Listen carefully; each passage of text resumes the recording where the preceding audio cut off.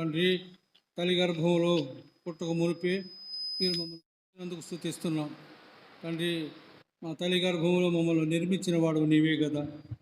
మా జీవితంలో చీకట్లో ఉండగా ఆశ్చర్యకరమైన మీ వెలుగులోకి ఆకర్షించి మమ్మల్ని రక్షించి మా పాపములు కడిగి పవిత్రపరిచి మీ కుమారులుగా కుమార్తెలుగా మీరు తీర్చినందుకు స్తుతిస్తున్నాం. ఆ అధికారం మీరు మాకు అనుగ్రహించారు. ఉదయకాలం తండ్రి ఎద్దుకు వచ్చే రీతిలో వచ్చాం. మిమ్మల్ని కీర్తించడానికి, మిమ్మల్ని స్తుతించడానికి, కొనియాడటానికి, ఆరాధించడానికి హృదయమారా మనసారా ఆత్మ మాకు దయచేయండి. మా హృదయాలు తండ్రి మీరు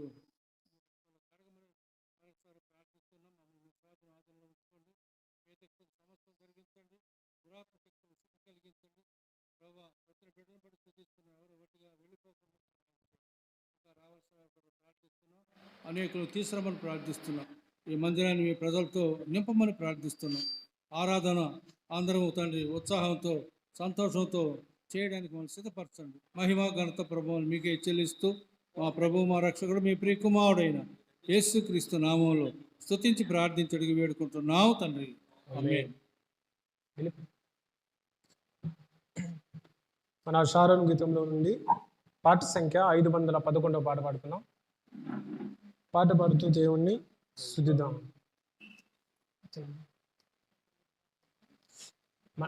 షారోన్ గీతంలో నుండి పాట సంఖ్య 511 పాట. అందరము కూడా దేవునికి పాట స్వరము నింపుదామండి. చప్పట్లు కొట్టి దేవుని స్తుతిద్దాం. శ్రీరావరణం నామదిగానందకరం సుందర రూపములు ప్రతిరూపాలే సునకు మందిరా నామదిగానందకరం సుందర రూపములు ప్రతిరూపాలే సునకు మందిరావరణం ప్రభు పలికెడు ఈ స్థలం ప్రవచనము సగే జనం ప్రభు పలికెడు ఈ స్థలం ప్రవచనము సగే జనం ప్రభు యేసుని స్వాస్యమిది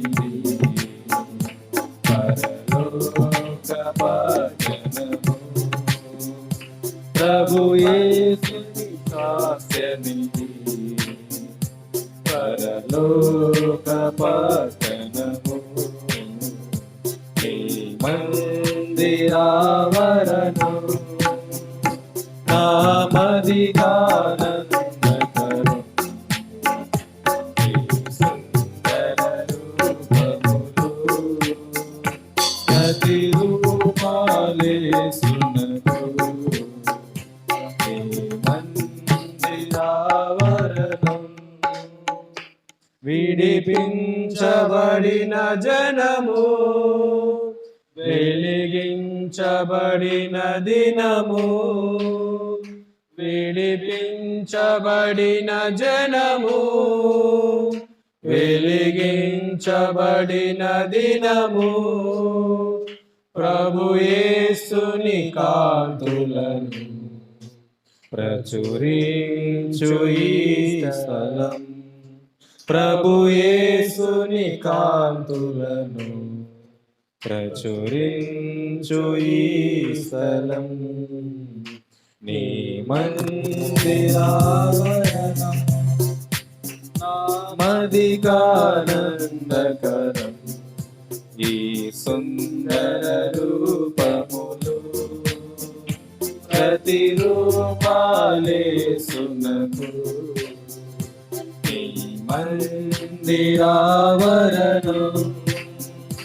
నీ మందిర మందిరం దినాల సమం నీ మందిర మందిరం దినాల సమం వేలుందును అనవరతం నీ మందిరమునందు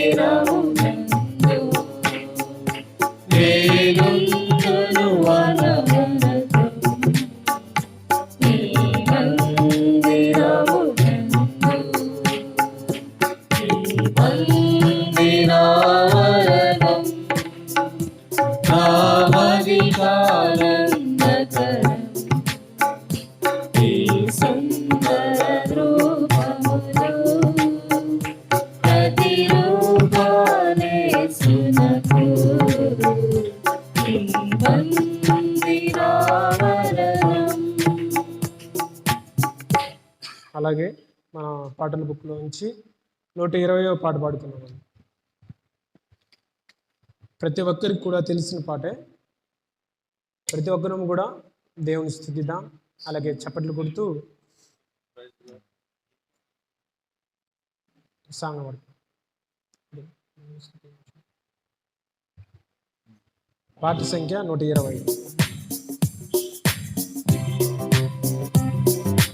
దేవుని స్తుతించుడి ఎల్లప్పుడూ దేవుని స్తుతించుడి దేవుని స్తుతించుడి ఎల్లప్పుడూ దేవుని స్తుతించుడి ఆయన పరిశుద్ధ ఆలయమందు ఆయన పరిశుద్ధ ఆలయమందు ఆయన సన్నిధిలో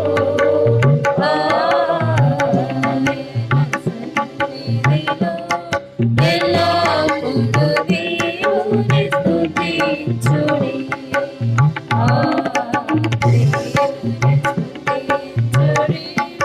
ఎల్లప్పుడూ దేవుని స్తుతించుడి ఆయన బలమును ప్రసిద్ధి చేయు ఆయన బలమును ప్రసిద్ధి చేయు ఆకాశ విశాలమందు ఆకాశ విశాలమందు ఎల్లప్పుడూ దేవుని స్తుతించుడి దేవుని స్తుతించుడి ఎల్లప్పుడూ దేవుని స్తుతించుడి ఆయన పరక్రమ కార్యములు బట్టి ఆయన పరక్రమ కార్యములు బట్టి ఆయన ప్రభావములు ఆయన ప్రభావములు ఎల్లప్పుడూ దేవుని స్తుతించుడి దేవుని స్తుతించుడి ఎల్లప్పుడూ దేవుని స్తుతించుడి దూరధ్వనితో ఆయనను స్తుతించుడి దూరధ్వనితో మండలములతో స్వరమండలములతో ఎల్లప్పుడూ దేవుని స్తుతించుడి దేవుని స్తుతించుడి ఎల్లప్పుడూ దేవుని స్తుతించుడి సన్నాతంతుల సితారతోను సన్నాతంతుల సితారతోను చక్కని స్వరములతో చక్కని స్వరములతో ఎల్లప్పుడూ దేవుని స్తుతించుడి దేవుని స్తుతించుడి ఎల్లప్పుడూ దేవుని స్తుతించుడి తంబురతోను నాట్యముతో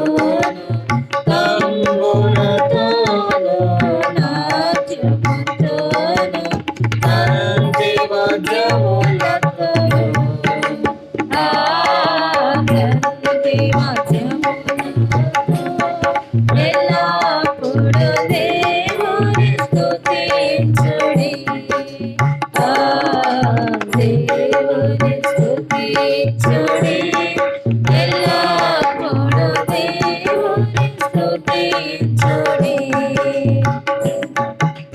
పిల్లల ద్రోణ చెల్లగలోడి పిల్లల ద్రోణ చెల్లగలోడి ఎల్ల ప్రజలు చేరి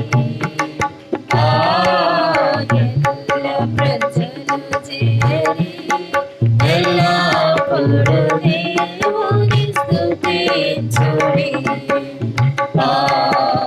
దేవుని స్తుతించుడి ఎల్లప్పుడూ దేవుని స్తుతించుడి రోగు తలములతో ఆయనను స్తుతించుడి రోగు తలములతో ఆయనను స్తుతించుడి గంభీర తాళముతో గంభీర తాళముతో ఎల్లప్పుడూ దేవుని స్తుతించుడి దేవుని స్తుతించుడి ఎల్లప్పుడూ దేవుని స్తుతించుడి సకల ప్రాణులు యెహోవాను స్తుతించుడి సకల ప్రాణులు యెహోవాను స్తుతించుడి హల్లెలూయా ఆమేన్ హల్లెలూయా ఆమేన్ ఎల్లప్పుడూ దేవుని స్తుతించుడి దేవుని స్తుతించుడి ఎల్లప్పుడూ దేవుని స్తుతించుడి అలాగే మన సాంగ్ బుక్లో ఉంచి 124వ పాట పాడుకుందాం. ప్రేమించుదని అధికముగా. మన పాట పాడమే కదండి, దాంట్లో ఉన్నటువంటి అర్థం గ్రహించినట్లయితే దేవుడు మనతో మాట్లాడుకోవచ్చున్నాడు.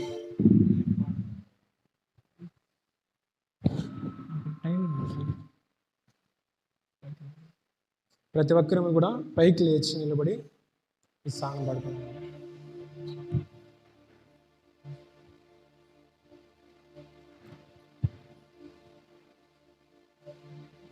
అందరం దేవుని వైపు చూద్దాం. అందరం కళ్ళు మూసుకుని ఒక నిమిషం దేవుని మహిమ కోరుద్దాం, దేవుని ఆరాధన చేద్దాం. Praise the lord. ప్రభా, నిన్ను నా పూర్ణ శక్తితో నా పూర్ణ బలముతో నిన్ను ప్రేమిస్తాను, నిన్ను ఆరాధిస్తాను అని చెప్పి మనం ఒక నిమిషం దేవుని సన్నిధిలో ఉన్నాం. నోరు తెరిచి మన హృదయమార దేవుని ఆరాధన చేద్దాం కొద్ది నిమిషాలు.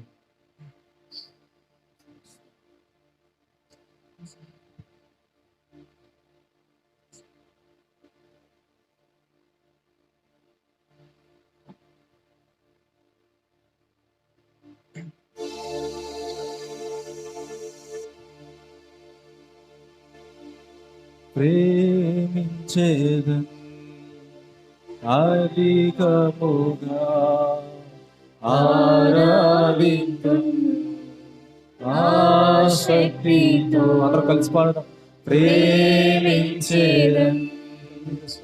అధికముగా ఆరాధింతున్ ఆశక్తితో నిన్ను పూర్ణ మనసుతో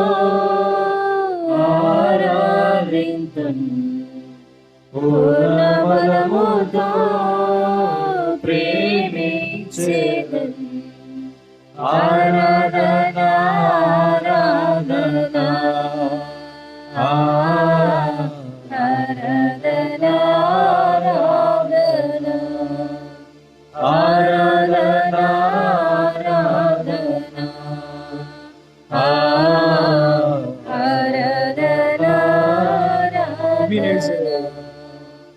ఎబినేజరే ఇంతవరకు ఆదుకున్నావు. ఎబినేజరే ఇంతవరకు ఆదుకున్నావు.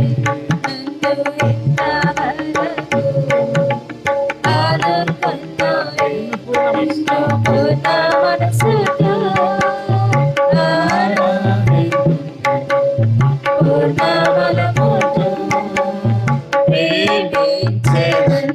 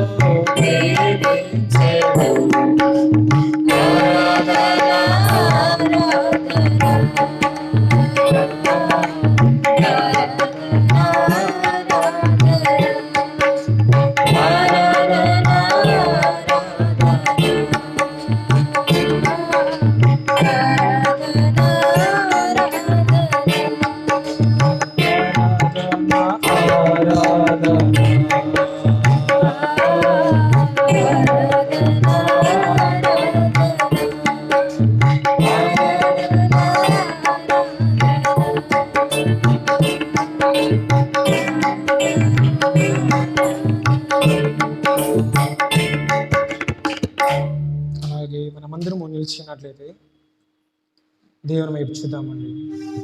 ప్రతి ఒక్కరము కూడా దేవుని వైపు చూచి ఆయన అడుగుదాం. ఆయన పరిశుద్ధుడైనటువంటి దేవుడై ఉన్నాడు. మనం ఏ విధంగా ఆయన దినవల్ల పరిశుద్ధతను కలిగి ఉన్నాడు. ప్రతిరోజు ఆయన వైపు చూద్దాం.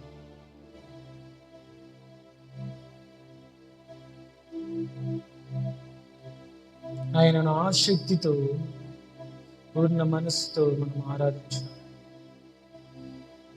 మన మనస్సులను ఎరిగిన దేవుడే ఉన్నాడు. మన ఆత్మ ఏ విధంగా ఎప్పుడునూ కూడా మండుతూ ఉన్నటువంటి అగ్ని వలె ఉండాలి. దేవుడు చెప్పుచున్నాడు, ఆత్మను ఆత్మకుడి అని సెలవిస్తున్నాడు. ఎస్, మనం దేవుని యందు ఆనందించిస్తూ ఉండాలి. ఆయన పరిశుద్ధుడై ఉన్నాడు కనుక మనము పరిశుద్ధులమై ఉండాలి. ప్రతి ఒక్కరం కూడా దేవుని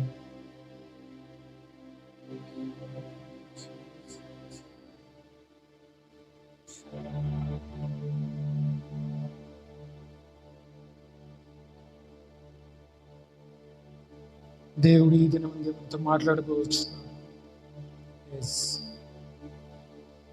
ఇంతవరకు దేవుని మనం స్తుతించాలి. అయితే దేవుని ఆరాధించడం మన ఆరాధనను అంగీకరించిన దేవుడు హృదయమారా ప్రతి ఒక్కరిని కూడా నోరు తెరిచి దేవుని ఆరాధన ప్రతి ఒక్కరము కూడా ఆత్మలో ఆరాధిద్దాం, ఆత్మలో ఆరాధించుదాం.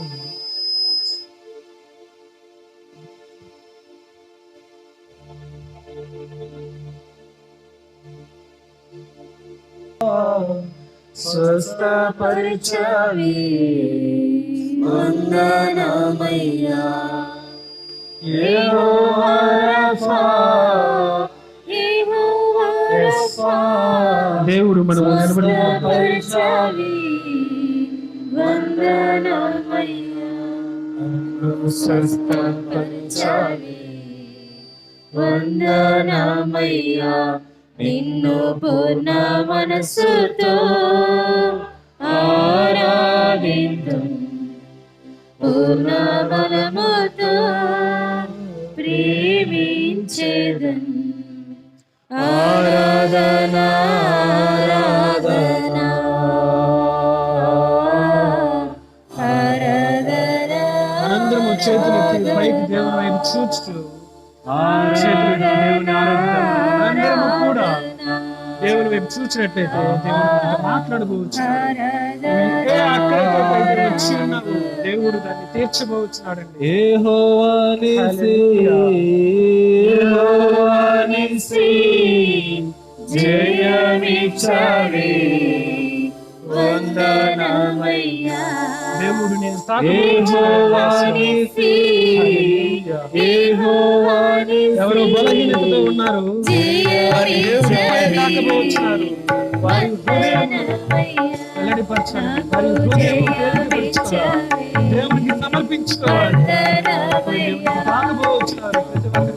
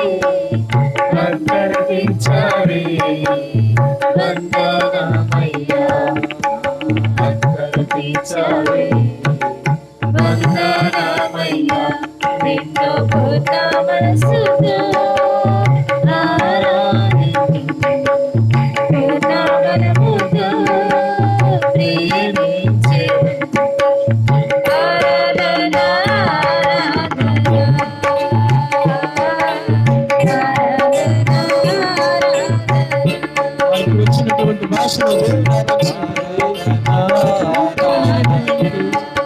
నూతనమైనటువంటి ఆరాధించిన భాషలు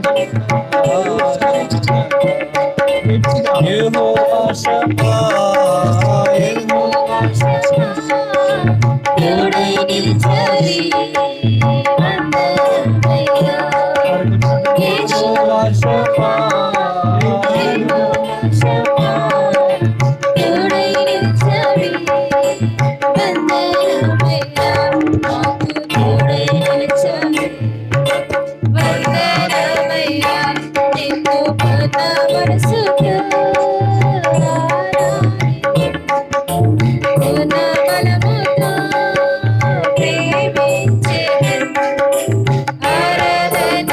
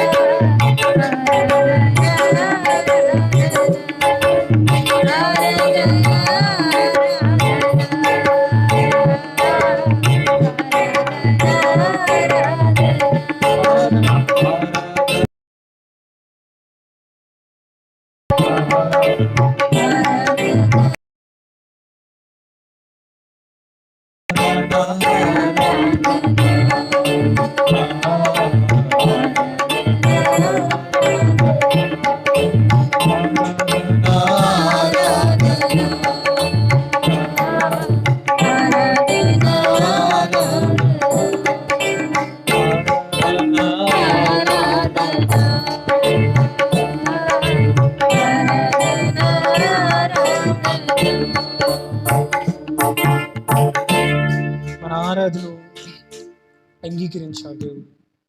మన విరిగిన నలిగిన ఆరాధన చేసినప్పుడు దేవుడు మన ఆరాధన ఎంతో దేవునికి సమర్పించుకున్నాం తండ్రి. ఆమె ఈ సమయంలో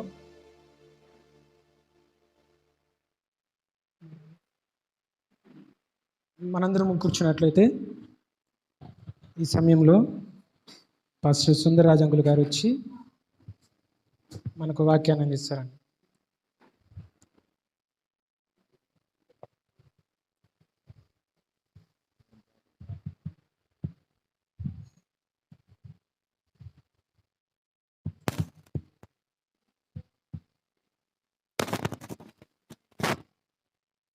బైబిల్ పల్లవి పాడుకుందాం. మైక్ సర్ చేయాలి బాగా. బైబిల్ పల్లవి పాడుకుందాం. సత్యవేద గ్రంథము ఆహా చదువ చక్కని గ్రంథము, సత్యవేద గ్రంథము ఆహా చదువ చక్కని గ్రంథము, దీని చదువు వారి ధన్యులు. సత్యవేద గ్రంథము ఆహా చదువ చక్కని గ్రంథము, ఆత్మ ప్రేరితమైనది ఆహా ఆత్మ విరచితమైనది, ఆత్మ ప్రేరితమైనది ఆహా ఆత్మ విరచితమైనది, దైవాత్మ వివరణ గ్రంథమో, సత్యవేద గ్రంథమో ఆహా చదువ చక్కని గ్రంథము. దేవుని వాక్యంలో లూకా సువార్తలోకి వెళదాం. లూకా సువార్త 10వ అధ్యాయం. లూకా సువార్త 10వ అధ్యాయం. బైబిల్ ఉన్నవారు తెరచి 10వ అధ్యాయాన్ని చూడాలని మనవి చేస్తున్నాను. లూకా సువార్త 10వ అధ్యాయం 38వ వచనం నుండి 42వ వచనం వరకు మార్చి చదువుకుందాం. లూకా సువార్త 10వ అధ్యాయం 38వ వచనం నుండి 42వ వచనం వరకు మార్చి చదువుకుందాం. అంతటా వారు ప్రయాణమైపోతుండగా ఆయన ఒక గ్రామంలో ప్రవేశించెను. మార్తా అను ఒక స్త్రీ ఆయనను తన ఇంట చేర్చుకొనెను.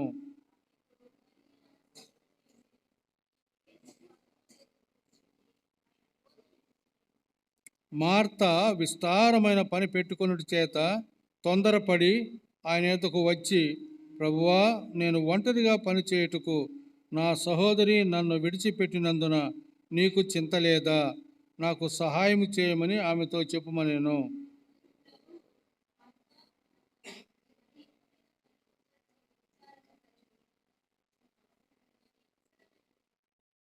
మరియా ఉత్తమమైన దానిని ఏర్పరచుకొనెను, అది ఆమె యొద్ద నుండి తీసివేయబడదని ఆమెతో చెప్పాను.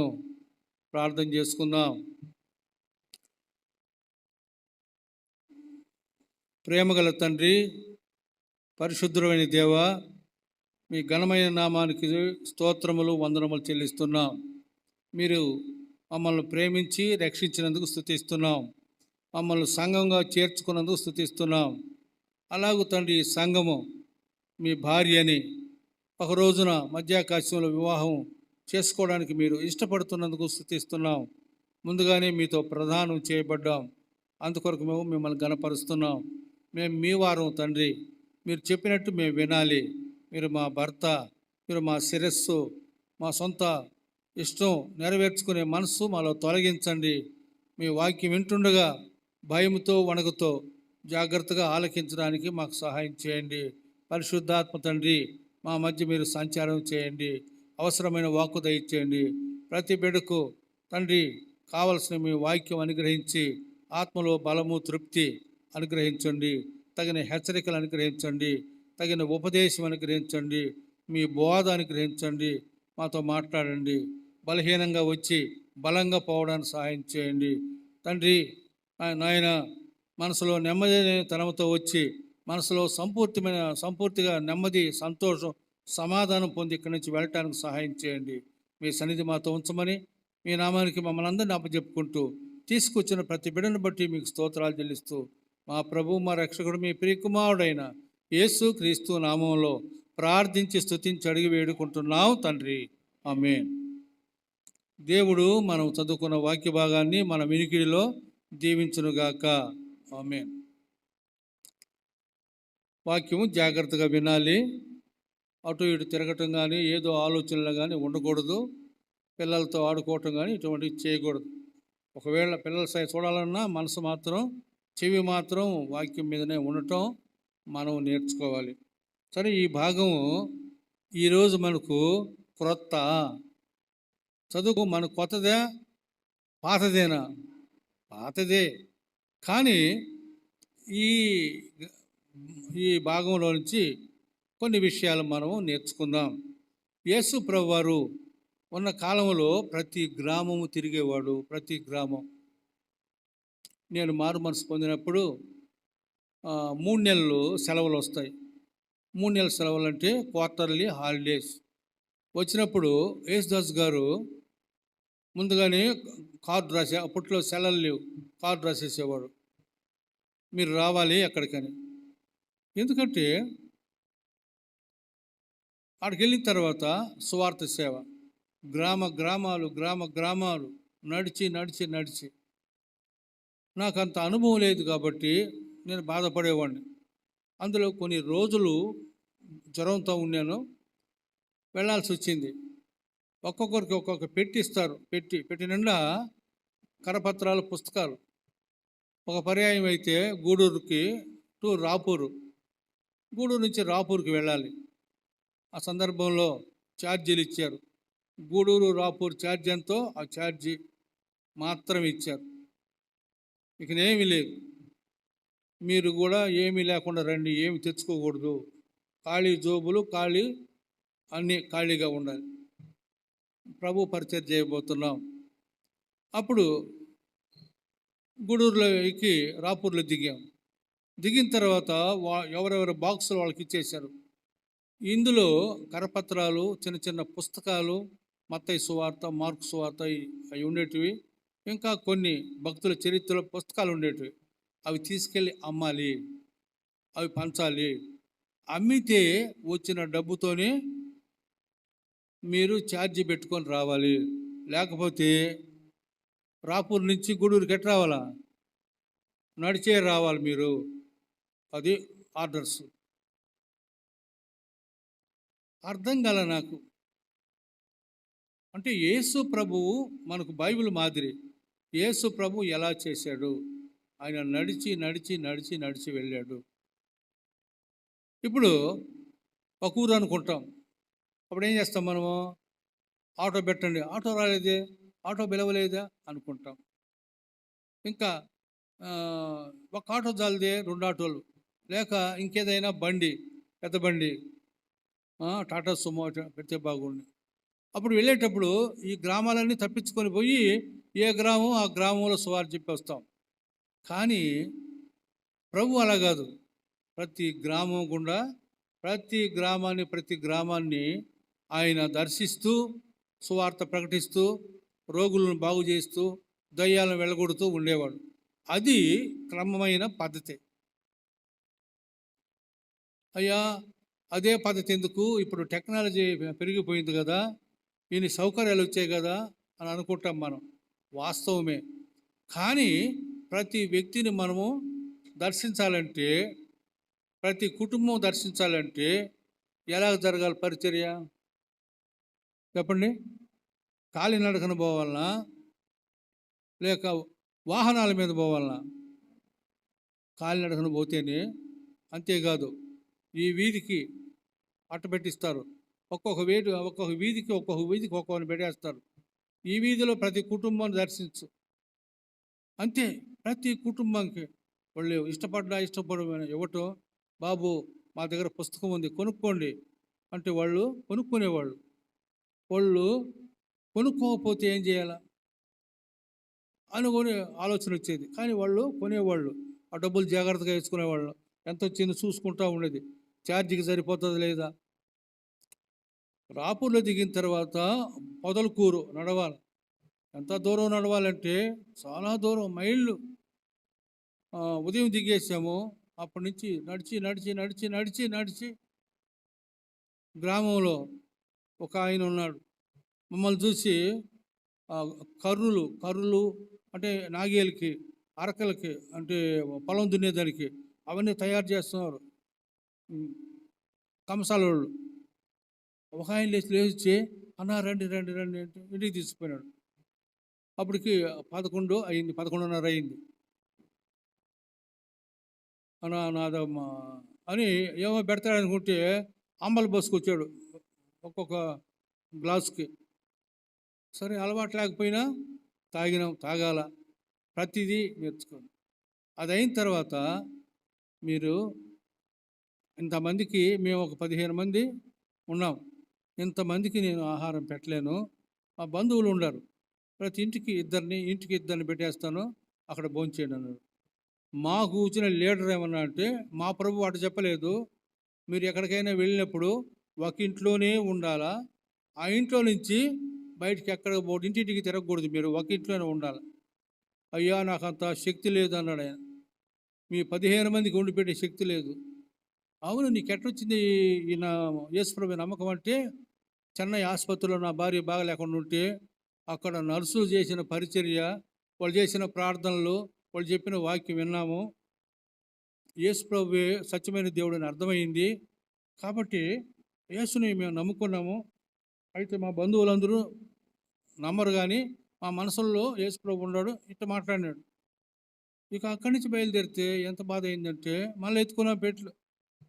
నేను ఆ సమయానికి అక్కడ మంచం ఉంటే మంచంలో పోయి పడుకున్నా. ఏమని, అంత మునుపు జ్వరంతో ఉన్న వ్యక్తిని నడవలేక పడుకున్నా. లేండి లేండి లేండి, మళ్ళా పెట్లు ఎత్తుకొని మోస్తాం. ప్రతి గ్రామం పొదలకూరు పోయి పొద్దు పోయింది. అక్కడికి పోతే ఆడేం చేశారు, ఏడు కాదు ప్రార్థన, ఆడొక పొదలకూరులో ఒక తెప్ప ఒకటి ఉంది, కొండ, ఆ కొండ మీద పోవాలన్నారు. నేను నడవలేను బాబు, ఏడనే కూర్చుంటే కొండ కింద అన్నారు. కొండ కింద కూర్చుని ఒక ఆయన, చచ్చిపోతావు నువ్వు, అన్నం ఎవరు పెడతారు నీకు, మధ్యాహ్నం అన్నం లేకపోయినా. అప్పుడు ఈ పెట్టెత్తుకొని నేను ఎక్కలేను కొండ అని చెప్పిన. ఎక్కిన తర్వాత ఒక ఇంట్లో ప్రార్థన, ముందు అన్నం పెడతారనుకుని ఆశతో ఉండే, ఆకలి ప్రార్థన అన్నారు. అప్పుడు ఆ దినాల్లో ప్రార్థన 2 గంటలు ఉంటుంది కనీసం. 1 గంటన్నర వర్తమానం ఉంటుంది, ప్రార్థనలన్నీ కదా 2 గంటలు ఉంటాయి. ఇంకెందుకు పోండి నాయన బాబోయ్, ఇదేమి శ్రమ, ఇదేమి కష్టం నాయన అనుకుంటామండి. అంటే ఎందుకు చెప్తున్నానంటే, పరిచర్య చేయడానికి శరీరాన్ని వాడాలి. నీ పూర్ణ హృదయంతోనూ, నీ పూర్ణ శక్తితోనూ, నీ పూర్ణ బలముతోనూ నీ దేవుడైన యెహోవాను ప్రేమించాలన్నాడు. నీ శక్తి ఎప్పుడు వాడతావు, తిరిగితే వాడతావు శక్తిని ప్రభు కోసం వాడాల, ఆత్మతో. కనుక ఇవన్నీ మనము పరిచర్యలు. ఇప్పుడు యేసు ప్రభు వారు ఆయన సంచరించుచు ఒక గ్రామంలో ప్రవేశించెను. ఇప్పుడు మీరు చెప్పాలా, ఈ మనం చదువుకున్నాం కదా, పాతదే కదా, ఏ గ్రామం అది,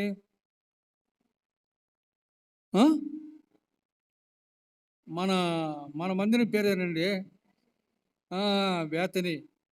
ఇంగ్లీష్లో బేతని, తెలుగులో బేతనియా అంటారు. నేను మాత్రం ప్రార్థన చేస్తే బేతని అని పెట్టాలని నాకు దేవుడు తలంపించాడు కాబట్టి బేతని ప్రేయర్ హౌస్ అని, తెలుగులో అయితే బేతనియా ప్రార్థన మందిరం అంటారు. సరే, ఏదైతేనేమి బేతనీలోకి ప్రభువారు ప్రవేశించాడు. ప్రవేశిస్తానే అక్కడ ఒక ఆమె ఇంట్లో నుంచి ఏదో పని మీద బజారుకి పోయింది. బేతనీ పట్టణంలో బజారుకి పోయింది. అప్పుడు ప్రభు వాళ్ళు తిరగబోయి, ప్రభు ఒక్కడే పోతాడా, ఒక్కడే పోడు.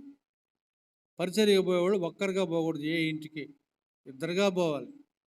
అది వాళ్ళకి క్షేమం, వెళ్ళే ఇంట్లో వాళ్ళకి క్షేమం. యవనస్తులు ఉంటారు.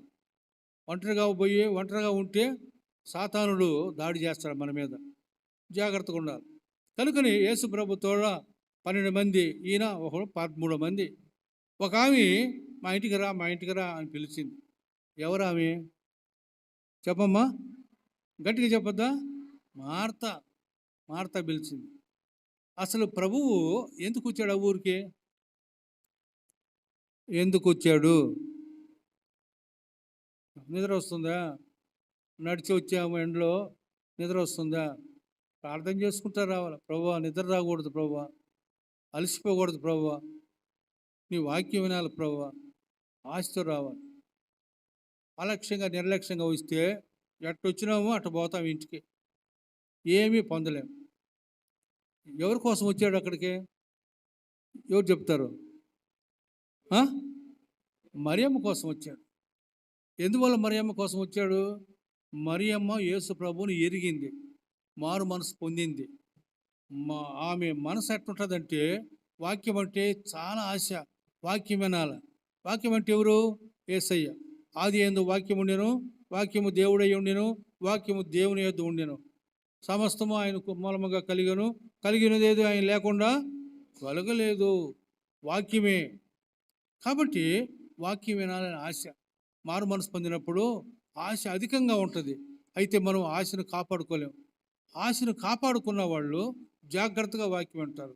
ఆశను కాపాడుకోవాలంటే ఏం చేయాలా? నోరును జాగ్రత్తగా కాచుకోవాలి, కంటిని జాగ్రత్తగా కాచుకోవాలి, చెవిని జాగ్రత్తగా కాచుకోవాలి. ఇవి ఇంద్రియాలు.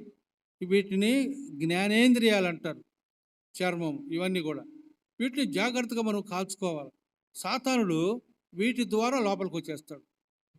ఇక వేడి ద్వారా వాడు లోపలికి రాడు. ఏం చూస్తావో జాగ్రత్త, ఏం వింటావో జాగ్రత్త, ఏం మాట్లాడతావో జాగ్రత్త, ఎవరితో నువ్వు సంభాషణ చేస్తున్నావో జాగ్రత్త, ఎక్కడికి వెళ్తున్నావో జాగ్రత్త. ఇవన్నీ చాలా జాగ్రత్తలు ఉన్నాయి. చాలా భద్రంగా మనం వెళ్ళాలి. కనుక యేసు ప్రభు వారు ఆ ఊరికి వచ్చాడు. మార్తమ్మ పిలిస్తే వచ్చాడా? పిలవకపోయినా ఆ ఇంటికి రావాలని ఉన్నాడా? పిలవకపోయినా ఆ ఇంటికి వస్తాడు. కాకపోతే ఈయన పిలిచింది, రండి మా ఇంటికి రండి, మీరు వచ్చారు కదా రండి, ఇంతమంది కదా రండి, ఈ మధ్యాహ్నం మా ఇంట్లో భోజనం చేయాలి. అది ఏ సమయం అంటే ఉదయం ఒకవేళ 10 గంటలకు వచ్చి ఉంటారు, 9 లేక 9:30, 10, దాదాపు 10 గంటలు అయి ఉంటుంది. వచ్చిన తర్వాత ఈ మార్తమ్మ పిలిచింది. ఆమె మనసులో ఏముంది? ప్రభువుకి అన్నము పెట్టాలా, ఆహారం పెట్టాలా. యేసయ్య మనసులో ఏముంది? ఆయన కూడా అన్నం పెట్టడానికి వచ్చాడు. ఏ అన్నం అది? ఆత్మీయ ఆహారం పెట్టడానికి వచ్చాడు. ఎవరికి పెట్టడానికి వచ్చాడు? ఎవరు సిద్ధంగా ఉంటే వాళ్ళకి పెడతాడు. ఇప్పుడు ఇక్కడ కూడా కూర్చున్న వాళ్ళు హృదయం సిద్ధపరచుకొని వస్తే, ఇర్మియా గ్రంథంలో 10వ అధ్యాయం 6వ వచనం చదవండి త్వరగా. ఇర్మియా గ్రంథం 10వ అధ్యాయం 6వ వచనం. ఇర్మియా గ్రంథం 10వ అధ్యాయం 6వ వచనం. యెహోవా నిన్ను పోలిన వాడు ఎవడునూ లేడు. అదేనమ్మా ఇర్మియా. ఉండండి. ఇర్మియా గ్రంథం 10వ అధ్యాయం 6వ వచనమా?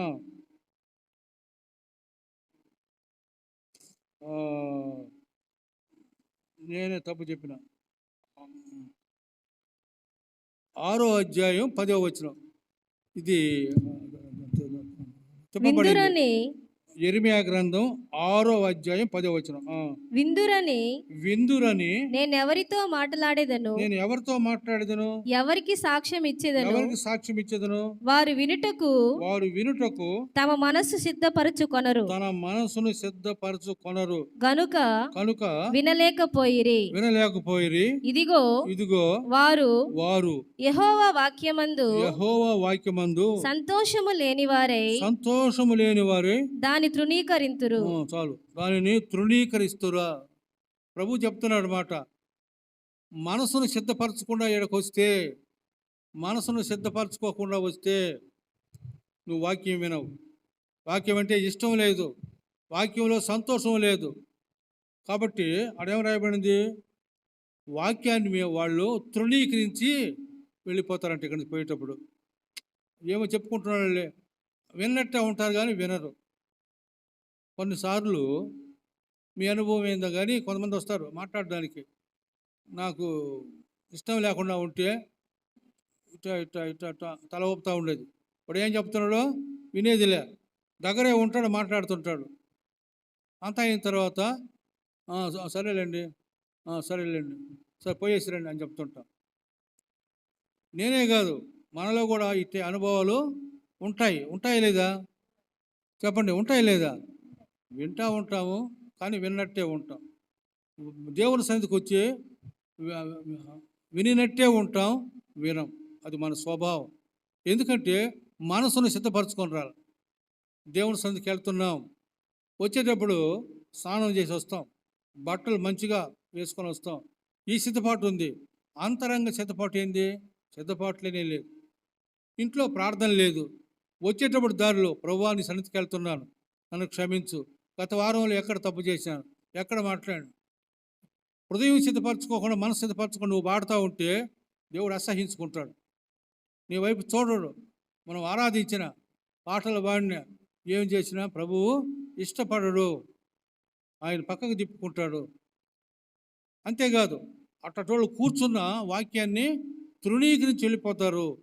వాళ్ళకి నేను ఎట్ట మాట్లాడగలను, ఏమని సాక్ష్యం చెప్పేది? వాళ్ళు వింటారని, అసలు వింటారు వీళ్ళకెందుకు వాక్యము అని ప్రభువు దాటిపోతూ ఉంటాడు.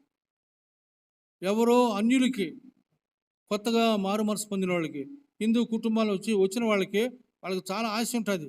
వాక్యం వినాలి, ఎక్కడ వాక్యం చెప్తున్నారు, వెళ్ళాలి వాక్యం దగ్గరికని అంత ఆశ ఉంటుంది. కాబట్టి ఆ ఆశ చాలా గొప్పది. సాతాను చూస్తాడు, అయ్యో ఈ ఆశ ఉంటే వీడిగాన ఈమెగాన బలపడితే నా రాజ్యం కూలిపోతుంది, అనేక మందిని దేవుని వైపు వీళ్ళు తిప్పేస్తారు, ఆ ఆశ లేకుండా చేస్తాను. సెల్ల మీద ఉన్న ఆశ వాక్యం మీద లేదు.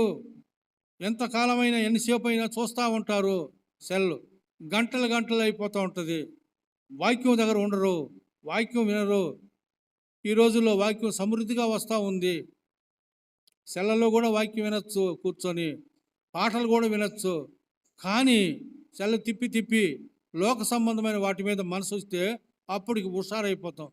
ఏంటంటే అది సాతాను పని. ఇది సాతాను పని అని గుర్తించం. నిన్ను మాయ చేసి, నిన్ను మోసం చేసి, నీలో ఆత్మ కొరకైన ఆకలి లేకుండా, దప్పిక లేకుండా, ఆశ లేకుండా, ఆశను చంపేసి లోక సంబంధంగా వీటిని పెంచుకొని నువ్వు రహస్యంగా పెళ్ళైనా పెళ్ళి కాకపోయినా రహస్యమైన పాపం చేస్తూ ఉంటావు. రహస్యంలో జరిగిపోతూ ఉంటాయి. చూడకుండా చూపులు చూస్తుంటావు. ప్రభు అన్నాడు, ఎవడైనాను ఒక స్త్రీని మోహపు చూపుతో చూస్తే అప్పుడే తన హృదయమందు ఆమెతో అతడు వ్యభిచారము చేసిన వాడును. మోహపు చూపు అంటే అమ్మాయి ఎదురుగా ఉంటేనే కాదు, ఎదురు లేకపోయినా ఆ చూపులు ఉంటాయి, ఆ తలంపులు ఉంటాయి, ఆలోచిస్తుంటారు. ఎక్కడైనా సరే దారిలో పోతున్నా అటువంటి చూపులు, అటువంటి ఆలోచనలు కలిగి ఉంటే వారు హృదయంలో వ్యభిచారం చేసిన వాళ్ళు. వ్యభిచారులు పరలోకంలో ఉండరు, అగ్నిగంధకాలతో మండే గుండంలోకి వెళ్ళిపోతారు. ఆ క్షణంలో ప్రాణం పోతే నేరుగా ఎక్కడికి పోతాం? పాతాళంలో పడిపోతాం. పాతాళంలో పడతాం. తీర్పు రోజున తీర్పు తీర్చి పాతాళంలో నుంచి అగ్నిగంధకాలతో మండే గుండం నరకంలోకి వెళ్ళిపోతాం. ఎంత భయంకరమైన పరిస్థితి. నిద్రపోయే వాళ్ళు పక్కనుంటే వాళ్ళని లేకపోతే ఆ నిద్ర మిమ్మల్ని ఆవరిస్తుంది. ఆవిలించేవాడు వాడు పక్కనుంటే పక్కనోడు ఆవిలిస్తాడు లేదా చెప్పండి? గ్యారంటీగా ఆవిలిస్తాడు. నిద్రపోయే వాళ్ళ పక్కన కూర్చోకూడదు. లేచిపో, పోయి మొహం కడుక్కొనిరా, నీళ్ళు ఉన్నాయి ఇక్కడ, ట్యాప్ తిప్పుకో అని చెప్పాలి. లేకపోతే ఆ నిద్ర మనల్ని ఆవరిస్తుంది. చాలా జాగ్రత్త కలిగి ఉండాలి. యేసు ప్రభు ఆలోచన ఏంటంటే ఆత్మీయ భోజనం పెట్టాలి, ఆత్మీయ ఆహారం అందించాలి. ఆత్మీయ ఆహారము విలువ మనకు తెలియటం లేదు. ఈ విలువ ఆమెకు తెలిసింది. ఎవరికి తెలిసింది? మరియమ్మకి తెలిసింది. ఇంట్లోకి వస్తానే ప్రభు లోపలికి వచ్చాడు. శిష్యులు 12 మంది వచ్చినారు. వెంటనే మరి ఏం చేసింది? వందనాలు చెప్పి ఉంటుంది. వందనాలండి అని చెప్పి ఉంటుంది. వెంటనే అక్కడికి వచ్చి కూర్చున్నది. ఆ రోజుల్లో బైబిల్ లేదు. బైబిల్ ఉంటే ఆమె చదువుకునేది. ప్రభువు లేక నా ఇంటికి వచ్చాడు. నా ఇంటికి వచ్చాడు. ఏం చెప్తాడో? ఆత్మలో ఆకలి, ఆత్మలో దప్పిక. పాలియాంగ్ గారు చెన్నైకి వచ్చాడు. సముద్ర తీరంలో మీటింగ్స్ పెట్టారు. ప్రతి సంవత్సరము చెన్నై మెరీనా బీచ్లో మీటింగ్స్ పెట్టేవాళ్ళు. జనాల లక్షలు. ఎవరైనా ఇద్దరు తప్పిపోతే మళ్ళీ వాళ్ళని పట్టుకోలేం. అంత జనం. ఏ మీటింగ్ పోయినా చెప్పారు ఎవరో. ఆదివారం ప్రార్థన అయిపోయింది, భోజనానికి కూర్చున్నాం. పాలియాంగి చివరి మీటింగ్ 3 గంటలకి. 3 గంటల కాడికి వస్తారు. 4:30కు 5కి ఆరంభం అవుతుంది అన్నారు. ఏం చేయాలా?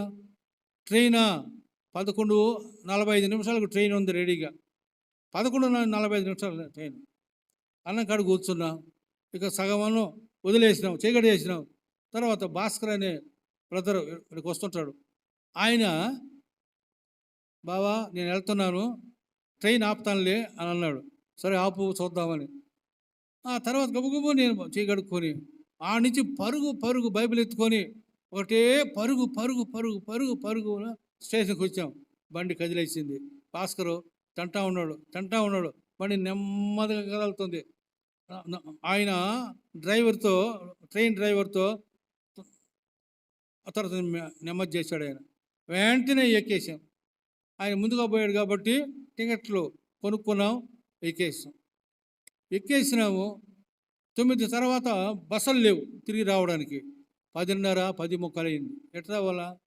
యెహోవా చూసుకుంటాడు. ఆ తర్వాత వస్తూ ఉంటే లారీ ఒకటి వస్తే ఆ లారీలో ఎక్కి వచ్చేసినాం. ఎందుకు చెప్తున్నామంటే, ఆశ అంటే అంత ఆశ. పలానా దగ్గర వాక్యం అంటే ఆశ. నీ చేతిలో బైబిల్ చదవాలంటే ఆశ లేదు. మన మందిరంలో వాక్యం చెప్తున్నారంటే వీళ్ళు చెప్పేది ఏందిలే, వాళ్ళు చెప్పేది నేను వినేది ఏందిలే అన్నట్టు ఉంటాం మనం. ఎందువల్లంటే నీలో ఆశ లేదు, నీవు సిద్ధపరచుకోలేదు. తండ్రి ఆశను పోగొట్టుకున్నావు. మొదట ఆశ నాకు దయచేయి అయ్యా, నాకు దయచేయవా. ఎక్కడ దెబ్బతిన్నానంటే ప్రభు జ్ఞాపకం చేస్తాడు. నువ్వు అడుగుతూ ఉంటే నువ్వు పలానోళ్ళతో స్నేహం చేస్తున్నావు, పలానోళ్ళతో తిరుగుతున్నావు, పలానా సంగతులు మాట్లాడుతున్నావు, అవన్నీ జ్ఞాపకం వస్తే ఏం చేస్తాము? ఆపేస్తాం. ప్రభువా ఇక చేయను, ఇక పోను, ఇక మాట్లాడను, ఇట్లుంటాను ప్రభువా, నన్ను క్షమించు ప్రభువా. హృదయాన్ని సిద్ధపరచుకొని మందిరం రావాలి. మనసును సిద్ధపరచుకోకుండా నువ్వు మందిరంలోకి వస్తే వాక్యం వినలేవు. అంతేకాదు, వాక్యం వినే పరిస్థితి ఏంటంటే అందరూ వినలేరు. వాక్యం గర్విష్ఠులు వినలేరు, కఠినమైన హృదయం కలిగిన వాళ్ళు వినలేరు. ఇంట్లో దెబ్బలాడి భార్యను కొట్టి తిట్టో, భర్తతో పోట్లాడో ఇక్కడ కూర్చుంటే, పిల్లలు ఇంట్లో అమర్యాదగా తల్లితో తండ్రితో ప్రవర్తించి ఇక్కడ కూర్చుంటే వాక్యం ఎక్కదో. వాక్యం ఏంటంటే ప్రభు నీ హృదయంలో రావాలి. ఈ ఇల్లు నాది కాదంటాడు.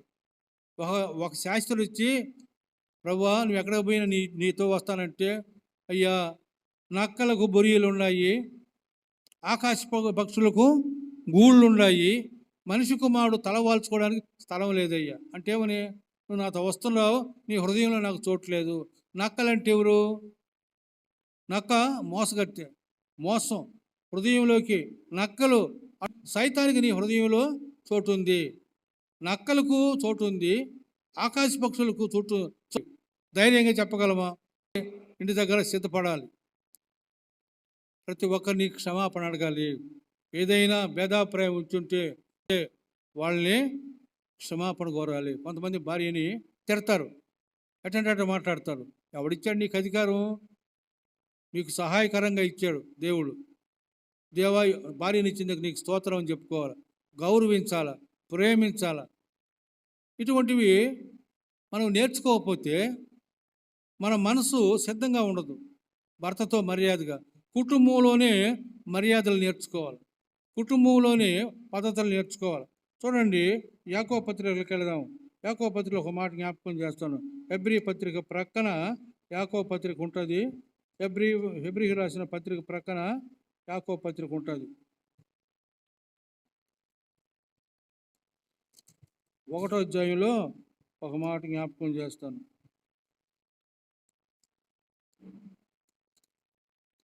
చూడండి, 20వ వచనం, 21వ వచనం చదవండి.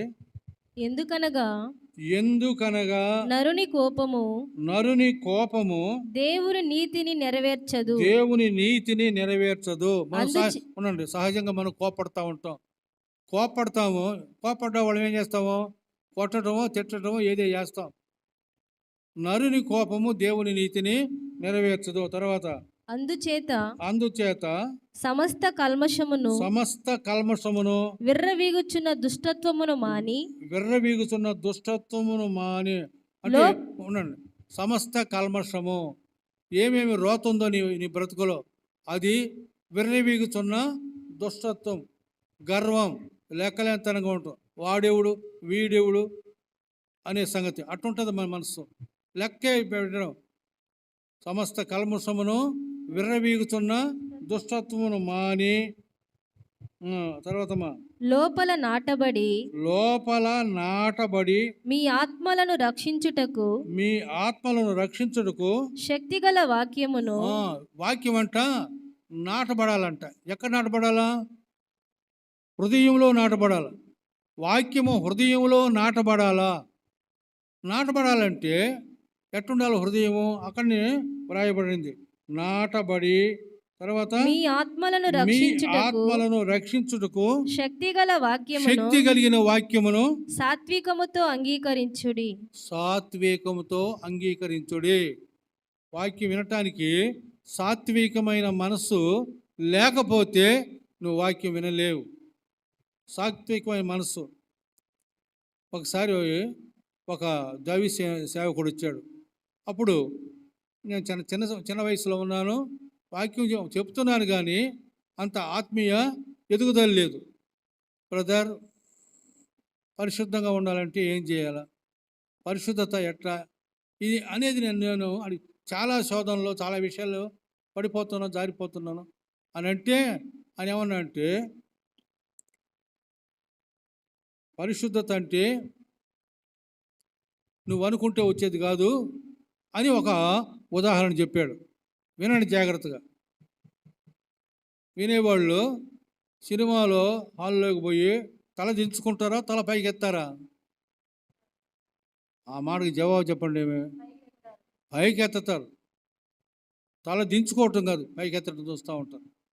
అట్లనే వాక్యం చెప్పేటప్పుడు వినాల, తల పైకి ఎత్తి జాగ్రత్తగా వినాలి. అని ఏమన్నా అంటే, రైలు బండి 80 మైళ్ళ వేగంతో పరిగెస్తూ ఉంది. ఇంజిను 80 మైళ్ళ వేగంతో పోతుంటే పెట్టెలు ఎన్ని మైళ్ళ వేగంతో పరిగెత్తాలి? అప్పుడు ఇంజిన్ 80 మైళ్ళ వేగంతో పరిగెస్తుంటే పెట్టెలు ఎన్ని మైళ్ళ వేగంతో పరిగెత్తాలా? చెప్పండి.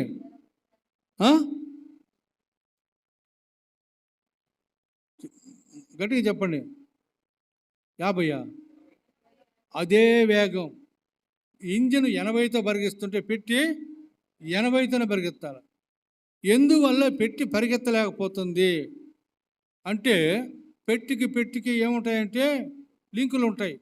ఒకదాన్ని ఒకటి లింకు లాగితే ఇంకో పెట్టి వస్తూ ఉంటుంది. మీరు గూడ్స్ కానీ చూస్తే, గూడ్స్ బయలుదేరేటప్పుడు ఇంజిన్ బయలుదేరుతుంది, తర్వాత ఒక పెట్టి అంటుంది, తర్వాత పెట్టిని డబ్బడబా అప్పుడు ఒకటి అంటే, నీవు ప్రభువుతో సంబంధం కలిగి ఉంటే ఆయన పరిశుద్ధుడు కనుక నీవు కూడా పరిశుద్ధంగా ఉంటావు అన్నాడు. అవును, అదే ఆయన చెప్పిన జవాబు. నా మనసులో ఇంకా అలాగే ఉంది. నా ప్రభువుతో సంబంధం లేదు కాబట్టి ఆయన పరిశుద్ధుడు. ఆయన పాపం చేయలేదు. ఆయన నోట కపటం లేదు. అని పేతురు పత్రిక 2వ అధ్యాయం చదువుకుంటాం. అది చూడొద్దు ఇప్పుడు. కాబట్టి ప్రభువుతో నీకు సంబంధం ఉందా? ప్రభుతో సంబంధం ఉండాలంటే నీవు హృదయాన్ని సరి చేసుకుంటే, ముఖం సరి చేసుకుంటే, చేతులు కాళ్ళు శరీరం అంతా సరి చేసుకుంటే, ఈ పై ఆకారం అంతా సరి చేసుకుంటే మనుషులు ఎదుట చాలా బాగున్నాడు, మంచిగా వచ్చినాడు, శుభ్రంగా వచ్చాడు అనుకుంటారు. కానీ దేవుని ఎదుట అంత మాత్రం అది ఉంటేనే కాదు, ఇంకేం ఉండాలా? ప్రాముఖ్యమైంది హృదయము శుద్ధిగా ఉండాలి.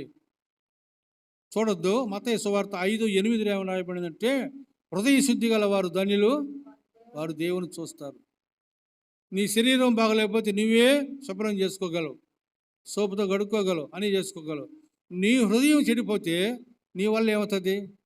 ప్రభు దగ్గరికి వెళ్ళి ఏకాంతంగా పోయి గట్టిగా, ప్రభువా ఫలానా విషయంలో తప్పు చేశాను,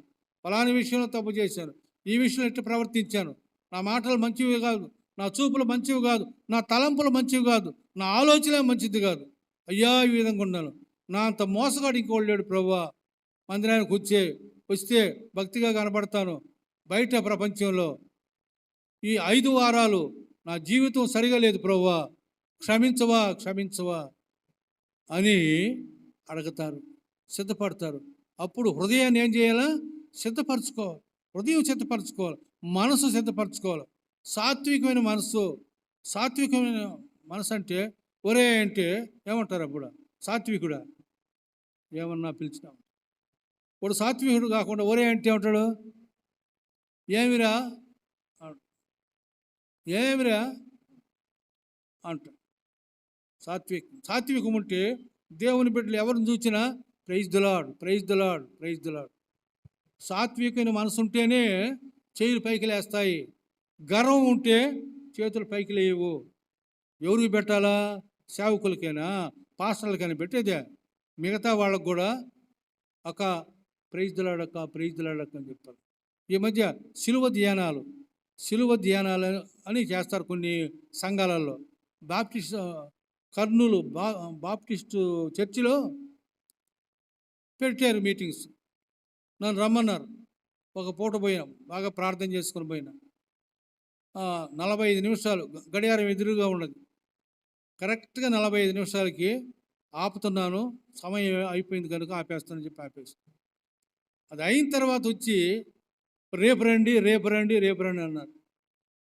300 మంది వచ్చి ఉన్నారు. తర్వాత నేను ప్రార్థన చేసిన, ప్రభువా ఈ సంఘాన్ని ఇంకా అభివృద్ధి పరచు.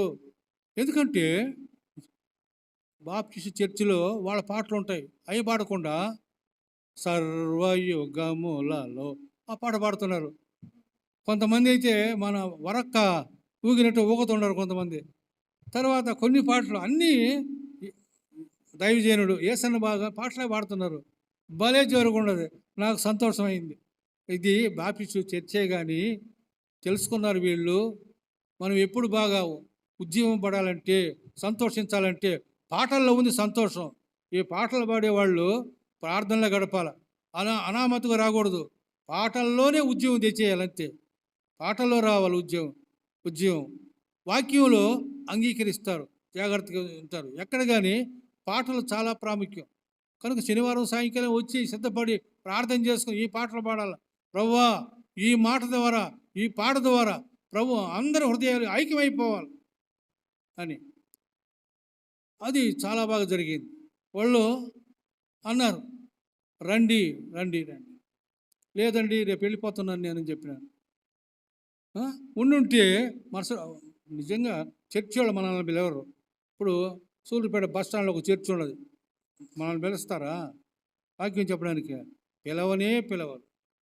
వాళ్ళ కార్యక్రమానికి పోయినా దూరంగా కూర్చోబెడతారు కానీ వాళ్ళతో సమానంగా కూర్చోబెట్టరు. వాళ్ళే మేమే పై వాళ్ళము, శాస్త్రులు పరిశీలన అన్న రీతిలో ఉంటారు వాళ్ళు. కానీ దేవుడు నాకు ఆ చర్చిలో వాక్యం చెప్పడానికి అవకాశం వచ్చింది కనుక వాక్యం మీద ఆశ. అది వాళ్ళు ఉపవాసం అంట, ఉదయం నుంచి 3 గంటల దాకా ఉపవాసం అంట. ఉపవాసంతో వచ్చి కూర్చున్నారు అందరు. అప్పుడు వాక్యం చెప్పడం జరిగింది. చాలా ఆసక్తి. ఎందుకంటే వాళ్ళు ముందుగా ప్రార్థనలు చేస్తున్నారు. దేవా మీ వాక్యంతో మమ్మల్ని వెలిగించు, మమ్మల్ని వెలిగించు, మమ్మల్ని తాకు, ఇలాగ ప్రార్థన చేస్తున్నారు. ఫాస్టింగ్ ఎందుకు ఉండాలంటే మన గర్వం పోవడానికి, మన యొక్క అతిశయం పోవడానికి, మనలో ఉన్న దేవునికి ఇష్టంగా ఏది ఉండాలో అది పోవడానికి, ప్రభు మన లోపలికి రావడానికి ఉపవాసం, తగ్గింపు చాలా అవసరం. దేవుని ఎదుట తగ్గింపు, దేవుని బిడ్డల్లో తగ్గింపు. ఎవరైనా ఉంటే మనకంటే పెద్దవాళ్ళు ఉంటే, అన్న ప్రైజ్లాడు, అక్క ప్రైజ్లాడు చెప్పటము ద్వారా దేవునికి మహిమ. గర్వంగా చేతులు ఒప్పుకుంటూ పోయేది కాదు.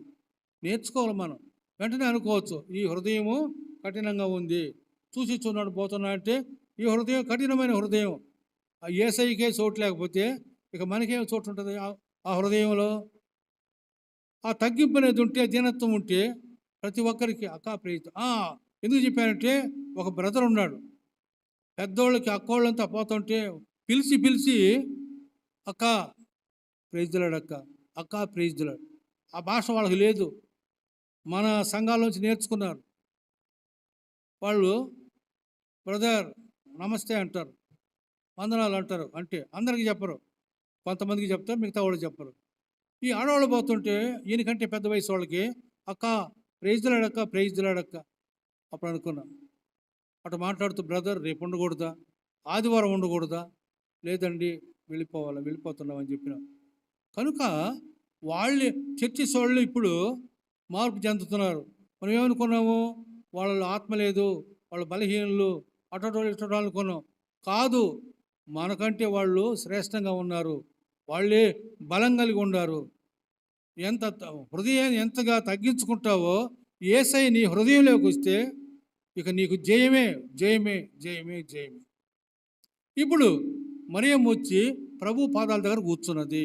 ఎందుకు కూర్చున్నది? ప్రభు ఎవరో తెలుసు. ప్రభు వెళ్ళిపోతే చాలా గ్రామాలు తిరుగుతాడు, మా ఇంటికి వచ్చాడంటే ఎంత ఎంత భాగ్యం, ఎంత భాగ్యం. ఈ సమయం నేను పోగొట్టుకోకూడదు. ఇక వారం అంతా నేను ఇక్కడ రానే, వచ్చి ఆదివారం వస్తానే, ఏ వాక్యం నేను వినాలి, ఏ వాక్యం నాకు అవసరమో ఆ వాక్యం హృదయంలో దాచుకోవాలి, భద్రపరచుకోవాలి, జాగ్రత్తగా వినాలి. ఇక్కడికొచ్చి అలక్ష్యంగా ఉండి నిద్రపోయేదానికి కాదు. మన సహవాసం కూడా దేవుని బిడ్డలతో లేకపోతే, హిందువులతో ఉంటే చల్లారిపోతాం, పనికి మాటలని వింటూ ఉంటాం, ఆత్మ చల్లారిపోతుంది. దేవుని మాటలు చెప్పుకునే వాళ్ళు ఉంటే మన ఆత్మ మండుతూ ఉంటుంది. మండే పొలంలో ఒక వేరే మండని పొల పెడితే మండుతుందా లేదా? మండే పొలాల్లో, కట్టి పొలాల్లో మండని పొల పెడితే అది మండుతుందా లేదా? చెప్పండి. మండని పొలాల్లో మండే పొల ఒకటి తీసుకుపోయి దాన్ని పెట్టామనుకో ఏమవుతుంది? కొంచెంసేపటికే ఆరిపోతుంది. జాగ్రత్త, ఎవరితో తిరుగుతున్నావు, ఎవరు నీ సహవాసం. కనుక మనము ఆత్మీయులు రెండు భాగాలు చేశారు. రెండు భాగాలు, శరీరానుసారులు, ఆత్మానుసారులు. శరీరానుసారమైన మనసు మరణం అంట, ఆత్మానుసారమైన మనసు జీవము సమాధానం అంట. శరీరానుసారమైన మనసు దేవుని ఆజ్ఞకు లోబడదు, దేవునికి ఎంత మాత్రము సంతోషం కలిగించదు, దేవుని చిత్తానికి ఏమాత్రం లోబడదు. అటు కాదయ్యట నా ఇష్టం అనేది ఎప్పుడు వస్తుందంటే, నువ్వు శరీర సంబంధంగా ఉంటే నా ఇష్టం అంటావు. ఏదైనా సలహా చెప్పామనుకోండి, నువ్వు ఆత్మానుసారంగా ఉంటే బాబు ఇట్లా చేస్తే మంచిది కదంటే, సరే అంకుల్ ఆలోచిస్తాం, అంకుల్ చెప్పింది మంచిదే కదా, ఆ ప్రకారం పోతాను, అట్నే చేస్తాను అనే మనసు వస్తుంది. లేకపోతే ఏదో చెప్పుకుంటూ పోతూ ఉంటారు వీళ్ళు, ఏదో చెప్పాలని అన్న మనసు వస్తుంది. చాలా తగ్గింపు. ఇప్పుడు మరియమ్మ యేసు ప్రభు పాదాల దగ్గర వచ్చి కూర్చున్నదమ్మా. ప్రభుకి ఒకళ్ళు కుర్చీ వేసారేమో తెలియదు, కుర్చీ కాడ ఉంటే పాదాల దగ్గర కూర్చున్నది. అది తగ్గింపు కాదా? చెప్పండి. దీనత్వం కాదా? ఏడ తగ్గింపు ఉంటే ఆటోమేటిక్గా శరీరం వంగతుంది. ఏడ తగ్గింపు లేకపోతే వంగదు, శరీరం వంగదు. శరీరం వంచాలా? మన శత్రువు శరీరము, మన శత్రువు లోకము, మన శత్రువు సాతాను. జాగ్రత్త కలిగి ఉండాలి. శరీరం మనల్ని నలగొట్టుకోవాలి. వాక్యాన్ని ఎందుకు వాక్యం వినాలి, ఎందుకు శ్రద్ధగా వినాలంటే, శ్రద్ధగా వింటే అది మీ హృదయంలో నాటబడాలంటే అది నాటుకోవాలి. ఏ నుంచి పోయేటప్పుడు ఆ వాక్యం నాటబడింది. నాటబడిన వాక్యము ఏమవుతుంది, రోజు రోజుకి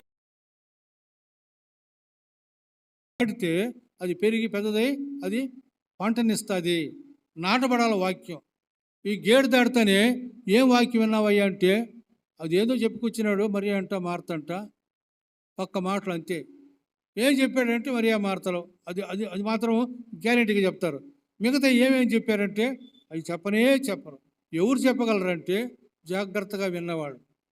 ఏ విధంగా వాక్యము చెప్తూ వచ్చాడు, ఏ ఏ విషయాలు చెప్తూ వచ్చాడు, ఏ ఏ హెచ్చరికలు, ఏ ఏ ఉదాహరణలు, ఏ ఏ సలహాలు ఇచ్చాడు అనేది జాగ్రత్తగా వింటాం.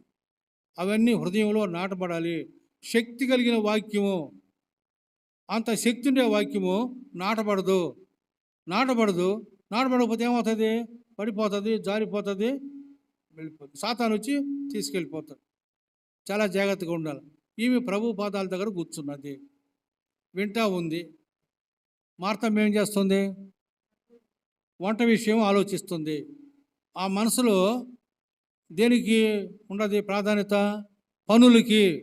మనసులో పనులకి ఉంది, మనసులో పనులకి ఉంది. మరియకు యేసుకు హృదయంలో అవకాశం ఉంది, వాక్యానికి అవకాశం ఉంది. పనులే ఉండయి.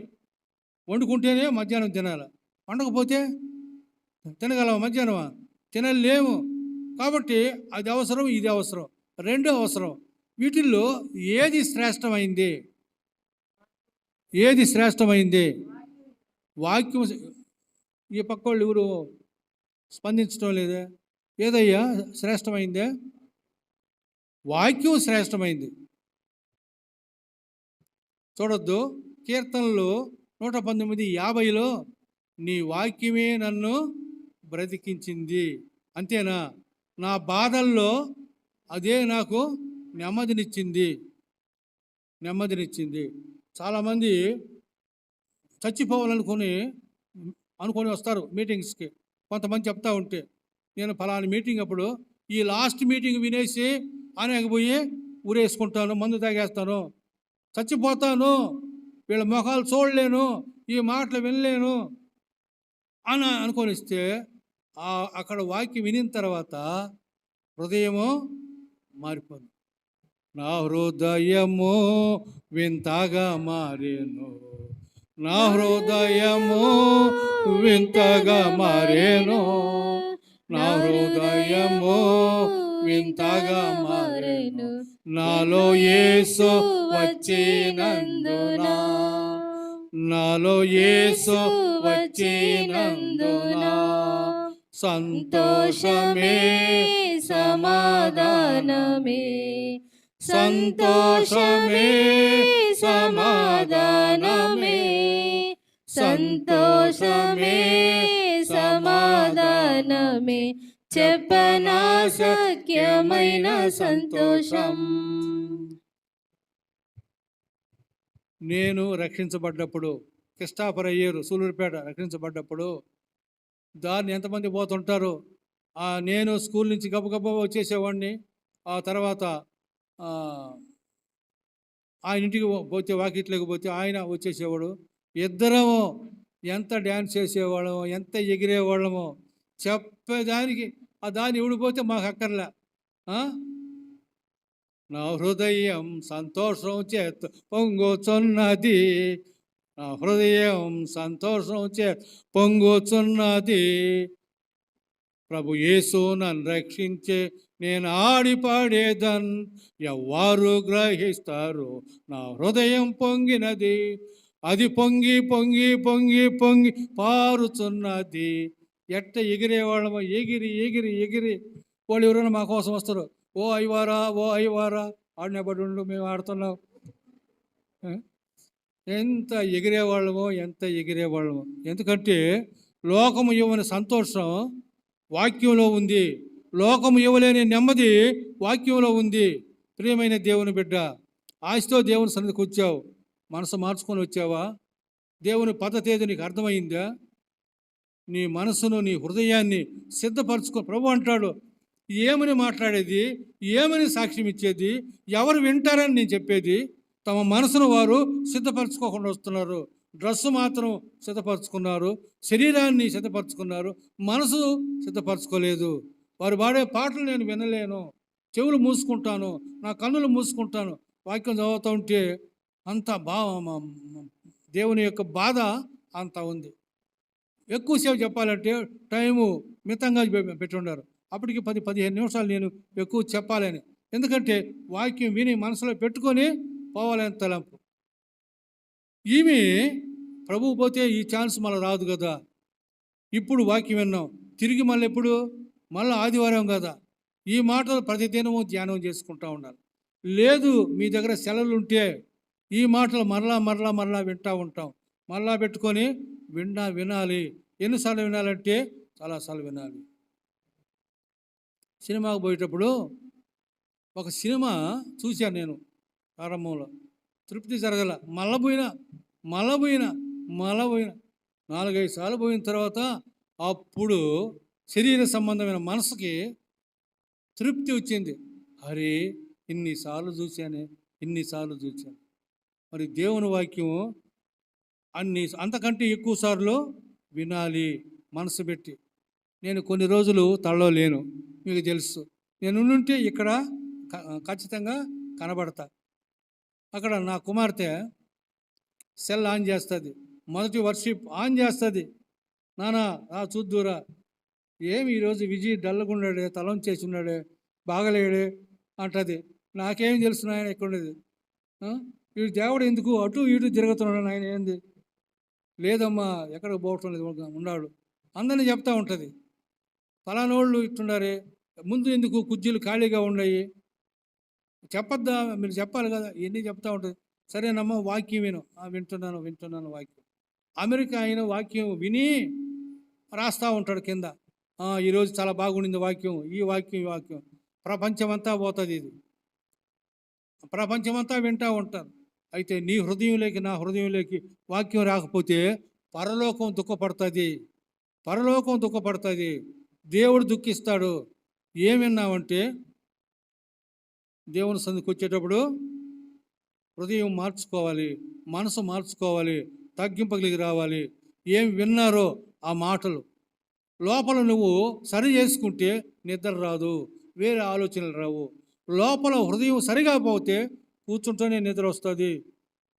ఒక ఆయన వచ్చినట్టు ఇక్కడికి, ఒక ముసలాయన వస్తా పోతున్నాడు. నేను ఇప్పుడు కాదులేండి, ఒక 10 సంవత్సరాల ముందు. ఏం పెద్ద ఆయన ఇక్కడ వస్తున్నావే, ఎక్కడ మీ ఇల్లు, ఏంది సంగతి అంటే, వాక్యం వింటున్నా నాయన, ఆ ఇంట్లో పిల్లకాయలు గొడవనైన ఇక్కడికి వస్తే యేసునాయన దయ వల్ల నిద్రపోతున్నాను ఆయన నెమ్మదిగా. మందిరంకి వచ్చి నిద్రపోతున్నాడు నెమ్మదిగా. ఎంత హాయినైనా. ఒరే నేను ఈయన గురించి ఎంత క్రమంగా వస్తున్నాడు అనుకున్నాను. నేను ఫ్యాన్ కిందే కూర్చుంటాడు, సరే పెద్ద ఆయన కూర్చున్నాడు అనుకున్నా. ఏం చేస్తున్నాడంటే నిద్రపోతున్నాడు. అందుకోసం హృదయం సరి చేసుకుంటూ వస్తే నిద్ర రాదు. లారన్ గారిని ఒక దేవుని సేవకుడు ఉండేవాడు. ఆయన అట్లాంటి బల్ల వేసుకొని ఆ బల్ల మీద మోకాళ్ళు వంగేవాడు. ఏమంటే నిద్ర వస్తే ఏమవుతుంది, పడతా కింద. ఆ భయంతో అట్లా వంగి ప్రార్థన చేసేవాడు అంట. శరీరం ఏమంటుంది, పడుకో అంటుంది శరీరం. ఏంది రాత్రి అయిపోయింది. ఒకరోజు షారోన్ సిస్టరు వాళ్ళదొక వాక్యం వస్తుంది. భర్త పేరు ప్రవీణ్ కుమార్. ఆయన అన్నాడు, అర్ధరాత్రి ప్రార్థన చాలా శక్తి అన్నాడు. అర్ధరాత్రి ప్రార్థన చాలా శక్తి అన్నాడు. ఆ మాట అనుకొని నేను అర్ధరాత్రి 12కి లేచిన. 12 గంటల నుంచి ప్రార్థనలో ఉండే. కొంతసేపు ప్రార్థన చేసి తర్వాత పడుకున్నా. ఉదయం తొందరగా లేవలేకపోయినా, వాక్యం చెప్పాల్సి వచ్చింది. తర్వాత లేచి, ప్రభువా ఉదయాన్నే సరైన సిద్ధపడలేదు కదా, మరి ఆ దైవజనుడు చెప్పాడు కదా అనుకొని పోతే వాక్యం ధారాళంగా వస్తూ ఉంది హృదయంలో నుంచి. అప్పుడు అనుకున్నా, అర్ధరాత్రి, అదే హెడ్డింగ్, అర్ధరాత్రి ప్రార్థనలకు దేవుని శక్తి అని. దాని మీద ఆయన వాక్యం చెప్పాడు. ఎందుకు చెప్తున్నానంటే, శరీరం శత్రువు అని చెప్పాను కదా, అది లోబడదు. లోబడదు. రాత్రిపూట ప్రార్థన చేసుకోకుండా నిద్రపోకూడదు. ఎక్కడ పోయినా ప్రార్థన చేసుకోకుండా చేయకూడదు. శరీరాన్ని వంచాలి. శరీరాన్ని నువ్వు ఇప్పుడే లోపరుచుకోవాలి. లేకపోతే ఈ శరీరమే రేపు నరకంలో కాలుతా ఉంటే ఎంత బాధ. జాగ్రత్త పడాలి. ఈ వాక్యం ఈమె జాగ్రత్తగా వింటుంది. ఎంత వింటున్నదంటే చూపు అటా ఇట బోనీల ప్రభు సైనే చూస్తుంది. ఈమె పనులు విస్తారమైన పనులు.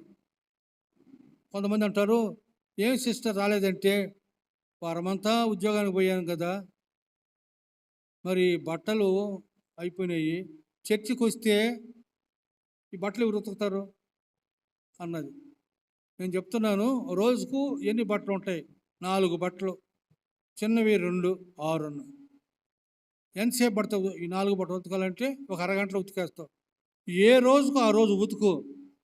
ఏ రోజుకు ఆ రోజుకి ఏ పూటకు ఆ పూటకి అన్నం వండుకొని తింటున్నావు లేదా? ఇవన్నీ పెట్టుకొని వారానికి ఒక మూట పెడతారు. అందును బట్టి చర్చికి రాలేరు. పనులు విస్తారమైన పనులు పెట్టుకుంటే దేవుని సన్నిధిని అనుభవించలేం, దేవుని సన్నిధికి రాలేం. పనులు కాదు ముఖ్యం. పని ఎప్పుడు పని అప్పుడు చేసి తీరాల్సిందే. సాయంకాలం కల్లా బట్టలు నీళ్ళలో పెట్టుకొని ఉతికాడ పడేయాల్సింది. దేవా, నాకు శక్తి దయచే, నీ సన్నిధికి నేను ఆలస్యం కాకూడదు. రాత్రిపూట ప్రార్థనకు ఆలస్యం కాకూడదు. ప్రార్థన చేసుకోవాలి, ఒంటరిగా నేను వాక్యం చదువుకోవాలి అని.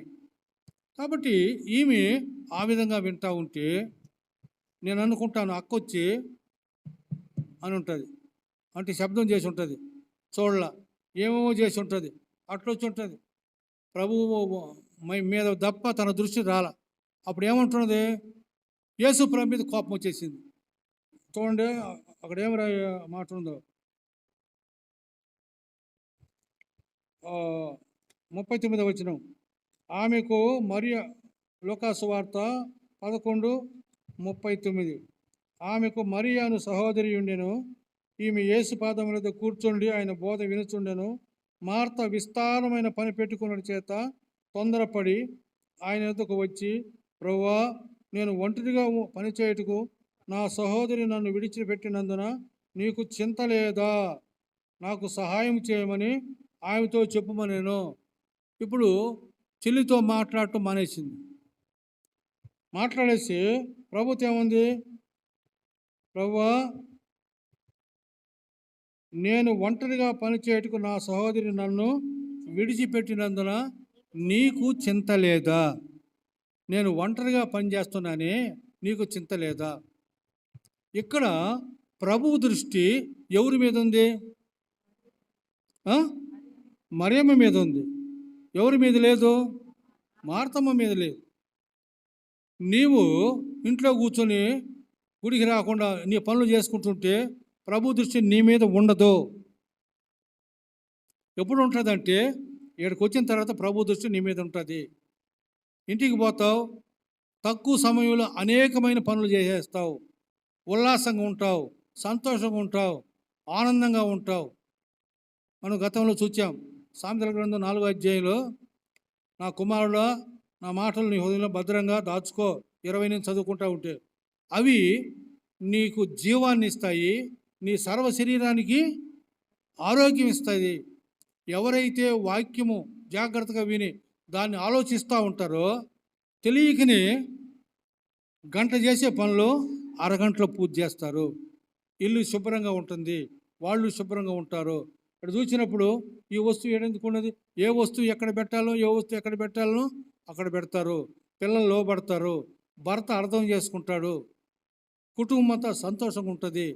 నువ్వు ఉండే స్థాయిలో ప్రభు ఉంచడు, ఇంకొక ఉన్నతమైన స్థాయిలోకి ప్రభువు తీసుకెళ్తాడు. దేవునికి మనము స్థానం ఇవ్వాలి. ఇప్పుడు స్థానము దేవునికి ఇచ్చింది ఎవరు? యేసయ్యకి ఇచ్చింది ఎవరు? మరియమ్మ ఇచ్చింది. ఎవరు ఇవ్వలేదు?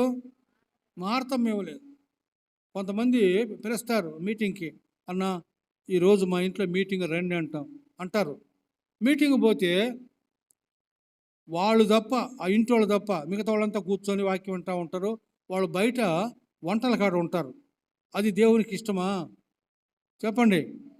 ఆ ఇంట్లో ప్రార్థన పెట్టినప్పుడు ఆ ఇంటోళ్ళు ఆత్మీయంగా మేలు పొందాలి, వాళ్ళు దీవెని పొందాలి. వాళ్ళు రాకుండా అంతా చేసిన తర్వాత సేవకుడు మెచ్చుకోవాలి. అమ్మా ఎంత కష్టమమ్మా నీకు అని మెచ్చుకుంటే అది తృప్తి.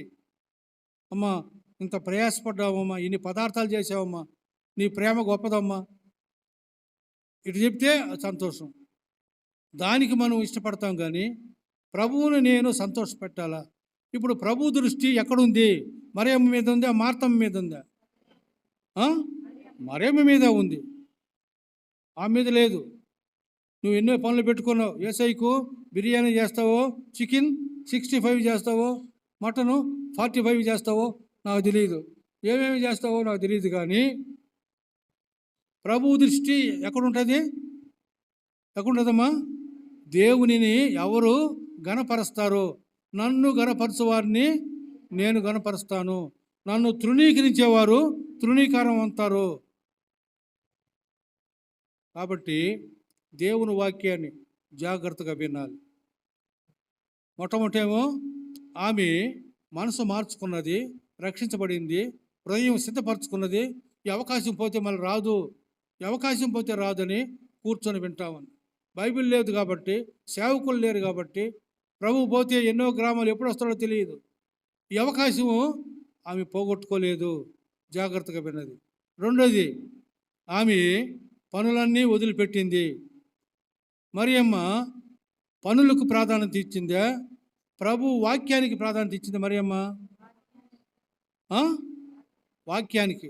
ఆమె మార్తమ్మ పనులకు ప్రాధాన్యత ఇచ్చింది. నువ్వు దేనికోసము ప్రాధాన్యత ఇస్తున్నావు? మీటింగ్ జరుగుతూ ఉంటే, మీటింగ్ లేనప్పుడు ఇంట్లో చేసుకుంటాం, తప్పు కాదు. మీటింగ్ జరిగేటప్పుడు ఎప్పుడు రావాలా? ముందుగా రావాలా. లేటుగా ఎందుకు వస్తున్నావంటే నీ హృదయం సరిలేదు, నువ్వు ఒప్పుకోవాల్సింది చాలా ఉంది, దిద్దుకోవాల్సింది చాలా ఉంది, తగ్గించుకోవాల్సింది చాలా ఉంది, ప్రభువుకు నీ జీవితం సమర్పించుకోవాల్సింది చాలా ఉంది. ప్రభు దగ్గర నువ్వు గడిపే సమయం చాలా తక్కువేమో, గడపాలా నేర్చుకో. అప్పుడు ఏమన్నాడు ప్రభు?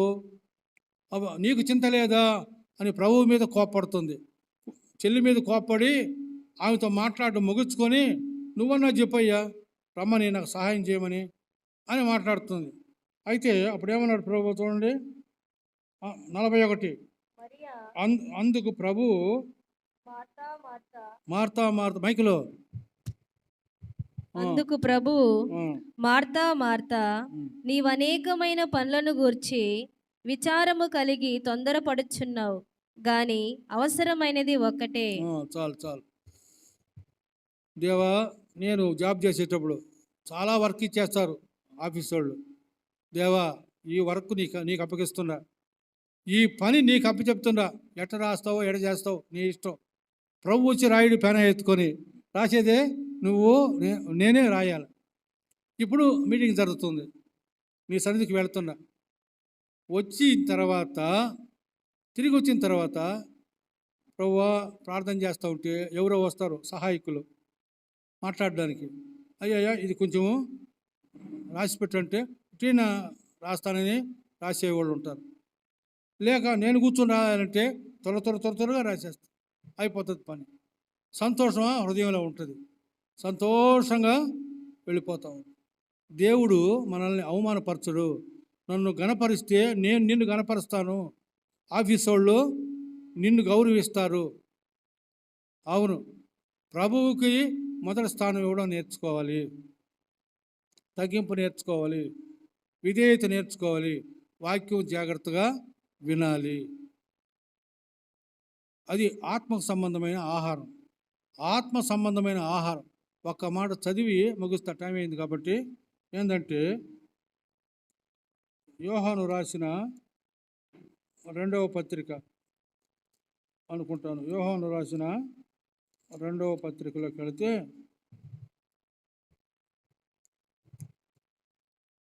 కాదు, 3వ పత్రికలోకి వెళదాం. యోహాను రాసిన 3వ పత్రిక 2వ వచనం. యోహాను రాసిన 3వ పత్రిక రెండవ వచనం. ప్రియుడా, ప్రియుడా, నీ ఆత్మ వర్ధిల్లుచున్న ప్రకారము నీ ఆత్మ వర్ధిల్లుచున్న ప్రకారము నీవు అన్ని విషయములలోను నీవు అన్ని విషయములలోనూ వర్ధిల్లుచు వర్ధిల్లుచు సౌఖ్యముగా ఉండవలెనని సౌఖ్యముగా ఉండవలనని ప్రార్థించుచున్నాను. ప్రార్థించుచున్నాను. ఆత్మ వర్ధిల్లితే, నీ ఆత్మకు మొదటి స్థానం ఇస్తే, వాక్యం వినుటలో, వాక్యం చదువుటలో, వాక్యము జ్ఞాపకం చేసుకోవటంలో, ఇదంతా నీ ఆత్మకు చేసే పనులు. ప్రార్థించుటలో, సువార్త చెప్పుటలో, సాక్ష్యం చెప్పుటలో, ఇవన్నీ ఆత్మ సంబంధమైన పనులు. వీటికి ప్రాధాన్యత ఇచ్చినప్పుడు నువ్వు శారీరకంగా అన్ని విషయాలలో వర్ధిల్లుతావు, అన్ని విషయాల్లో వర్ధిల్లుతావు. ఇది తెలియదు మనకు. ఆత్మకు స్థానం ఇవ్వకుండా శరీర విషయంలో వర్ధిల్లాలని ప్రయాసపడతా ఉంటాం. ఎంతో ప్రయాసపడుతుంటాం. నిరాశ మిగిలిపోతుంది, వేదనే మిగిలిపోతుంది, బాధే మిగిలిపోతుంది, సంతోషము ఉండనే ఉండదు. ఇలాంటి జీవితం జీవిస్తూ ఉంటాం. ప్రార్థనకు రా అంటే ఏం వచ్చేదిలే, ఏమి దేవుళ్ళే నాకేం సహాయం చేస్తున్నాడు. వాక్యం అర్థం చేసుకోవాలి. నీవు ఆత్మ విషయంలో వర్ధిల్లితే శరీర విషయంలో కూడా వర్ధిల్లుతావు. అందుకోసం నేను ప్రార్థన చేస్తున్నాను అంటాడు. కాబట్టి ఆత్మ వర్ధిల్లాలి. ఆత్మ వర్ధిల్లాలంటే ఆత్మ బ్రతకాలి. నీ వాక్యమే నన్ను బ్రతికించింది. పాపముల చేత అపరాధముల చేత చచ్చిన ఆత్మ బ్రతకాలంటే, శరీరం బ్రతకాలంటే డాక్టర్లు కావాలి, మందులు అయ్యి వేయాలి. ఆత్మ బ్రతకాలంటే వాక్యమే నిన్ను బ్రతికిస్తుంది. వాక్యం చదవాలా. భక్సింగ్ గారు చెప్పేవాడు, అది నేను చాలాసార్లు పాటిస్తాను. కొన్నిసార్లు బాగలేనప్పుడు తప్ప మోకాళ్ళ మీద వాక్యం చదవండి. వీళ్ళు ఎంతమంది చదువుతున్నారో తెలియదు. మోకాళ్ళ మీద వాక్యం చదివితే నిద్ర ఎగిరిపోతుంది, నిద్ర రాదు. చదివేదేదో ఒక్కసారి చదవకూడదు. ఒకసారి చదివి మళ్ళా రెండోసారి చదవాలా, వీలైతే మూడోసారి కూడా చదువుకోవాలా. చిన్న భాగమైనా ఎంత భాగమైనా సరే మోకాళ్ళ మీద చదివినప్పుడు తర్వాత అది నీ మనసులోకి వస్తుంది, ఆగుతుంది, ఆలోచిస్తావు. కూర్చొని బైబిల్ చదవకూడదు. బోర్ల పండుకొని చదువుతారు కొంతమంది, మంచంలో పడుకొని ఎట్ట పెట్టుకొని చదువుతారు. చేయకూడదు ఆ పనులు. మోకాళ్ళ మీద చదవాలి. అయ్యో నాకు మోకాళ్ళు నొప్పులే, ప్రభువుని అడుగు, ప్రభువా నేను కూడా మోకాళ్ళ మీద వాక్యం చదవాలా, ప్రభు ఇస్తాడు. ఈ నొప్పులు తీసి ప్రభువా యేసునామములో వంగుతున్నాను, వంగు. మోకాళ్ళ మీద వాక్యం చదవాలి. ప్రభు దగ్గర వచ్చినప్పుడు మోకాళ్ళు వంగాలి, మోకాళ్ళు ఊనాలి వాక్యం చదివేటప్పుడు. ఈ పద్ధతి ఎవరు అవలంబిస్తారో, అనుసరిస్తారో వాళ్ళు దేవుడు ఉన్నత స్థాయిలోకి తీసుకెళ్తాడు. తెలియని రీతిగా దేవుడు అభివృద్ధిలోకి తీసుకొస్తాడు. అప్పుడు నీకు అర్థమవుతుంది వాక్యము. విన్న వాక్యము మనసులో నిలుస్తుంది. కూర్చొని చదివినావనుకో చదువుతావు, ఎన్నిసార్లు చదువుతావు, ఆ తర్వాత మళ్ళా కాసేపటికి మర్చిపోతావు. నువ్వు మోకాళ్ళ మీద చదివినప్పుడు జాగ్రత్తగా చదవాలి. రెండోది, వాక్యం చదివేటప్పుడు ప్రార్థన చేసేటప్పుడు నీ తలుపు వేసుకోవాలి. ఎవరో నిన్ను పిలవకూడదు, పిలిస్తే లేచిపోకూడదు. ముందుగా చెప్పాలి, నన్ను పిలుస్తారు కదా కాబట్టి ముందుగా నేను నా పనులన్నీ ముగిస్తాను, గబగబ చేస్తాను. ఇప్పుడు పాలు తేవాలా, మగ ఆయన ఉంటాడు, భార్య అంటుంది పాలు తేవాలయ్యా. ముందుగా పోయి పాలు తెచ్చాడు, పెట్టేసి అరగంట లేక 3/4 గంట నా జోలికి రా, పిలవకూడదు నన్ను, కూర్చోవాలి. ప్రభు చెప్పాడు, నువ్వు ప్రార్థన చేయనప్పుడు నీ తలుపు వేసుకొని రహస్యమందు చూచున్న నీ తండ్రికి ప్రార్థన చేస్తే రహస్యమందు చూచు నీ తండ్రి నీకు ప్రతిఫలం ఇస్తాడు. నువ్వు ఏం ప్రార్థన చేస్తావు? తలుపు వేసుకోవాలి, మోకాళ్ళ మీద చేరి ప్రార్థన చేస్తావు, మోకాళ్ళ మీదనే వాక్యం చదువుకోవాలి. అది నేర్చుకోవాలి. నీ పాపము ఏదైనా బలహీనతలు ఒప్పుకోవాలి, కడుక్కోవాలి. కడుక్కున్న తర్వాత అడుక్కోవాలి. ముందు కడగాలి, అడగాలి. కడుక్కోకుండా అడిగితే దేవుడు ఇవ్వలేడు. ఇప్పుడు చేయంతా మురికిగా ఉండి మనం ఏదైనా మంచి పదార్థాలు తింటుంటే ఎవడు చేయైనా మట్టి అంతా పూసుకొని వచ్చి చేయి జాపితే పెట్టగలమా? చెప్పండి, పెట్టలేం. ఎందుకు పెట్టలేం? నాయనా పోయి చేయి కడుక్కొని రా నాయనా పెడతానంటాం. అట్లనే దేవుడు హృదయం కడుక్కోకుండా దేవా దీవించు నాకు అది దయచేయంటే దేవుడికి జవాబు రాదు. నేర్చుకోవాలి. ఈ మాటలన్నీ హృదయంలో ఇంటికి వెళ్ళిన తర్వాత జ్ఞాపకం చేసుకో. నీ తలుపు వేసుకో. ఒంటరిగా ఉండే అవకాశాలు ఉంటాయి. ఒంటరిగా ఉన్నప్పుడు సాతాను దిగతాడు. గుర్తుపెట్టుకోండి. మగపిల్లలు కానీ ఆడపిల్లలు కానీ ఒంటరిగా ఉన్నప్పుడు సాతాను నీ పక్కన దిగతాడు. నిన్ను పాపానికి ప్రేరేపిస్తాడు. లేక ఇంకా ఎవరి పిల్లలైతే గ్రౌండ్లో ఆడుతున్నారు క్రికెట్, అది ఎండైనా పర్వాలేదు పోయి ఆడు అంటారు. తల్లి ఒరే వద్దునైనా పోరు, పని చెప్తే చేయరు, అట్లా ఉంటుంది. నువ్వు ఒంటరిగా ఉన్నప్పుడు ఏం పని లేదన్నప్పుడు నువ్వు మోకాళ్ళ మీదకి వెళ్తే సాతాను దూరంగా వెళ్ళిపోతాడు. అది నేర్చుకోండి, అది జ్ఞాపకంలో ఉంచుకోండి. కాబట్టి హృదయం సిద్ధపడితే ముందు హృదయం సిద్ధపడాలి. పెద్దవాళ్ళు వంగలేరు. వాళ్ళు కూర్చొని ప్రార్థన చేసినా, కూర్చొని వాక్యం చదివినా వాళ్ళకి దేవుడు సహాయం చేస్తాడు. హృదయాన్ని బాగా సిద్ధపరచుకోవాలి. ఎవరి మీదైనా నాకు కోపం ఉందా? ఎవరి మీదైనా నా మీద ఎవరికైనా కోపం ఉందా? ఎవరైనా బాధతో ఉండారా?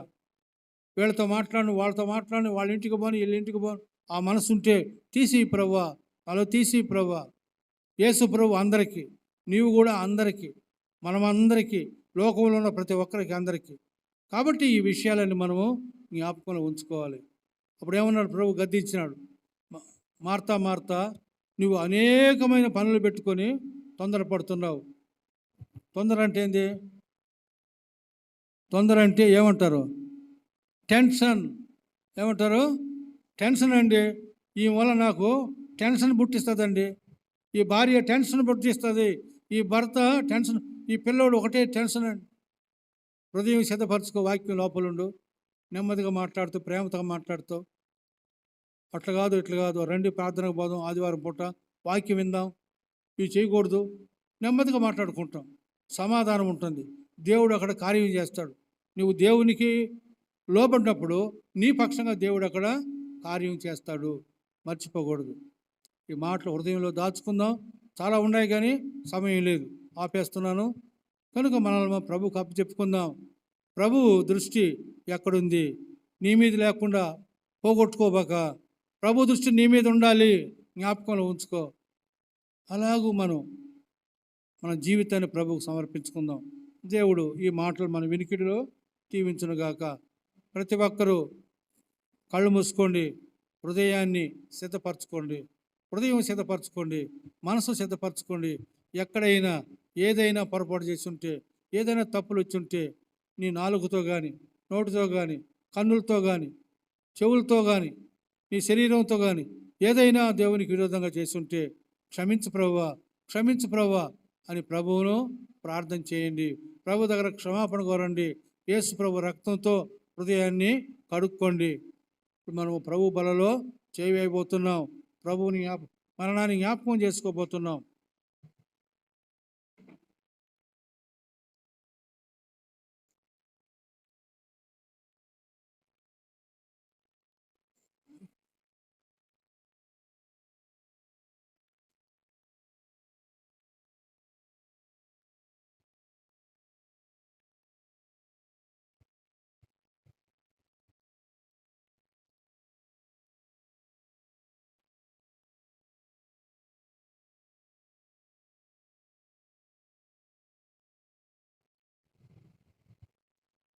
మన హృదయాన్ని ప్రభు ఎదుట సమ్మతపరుచుకుందాం.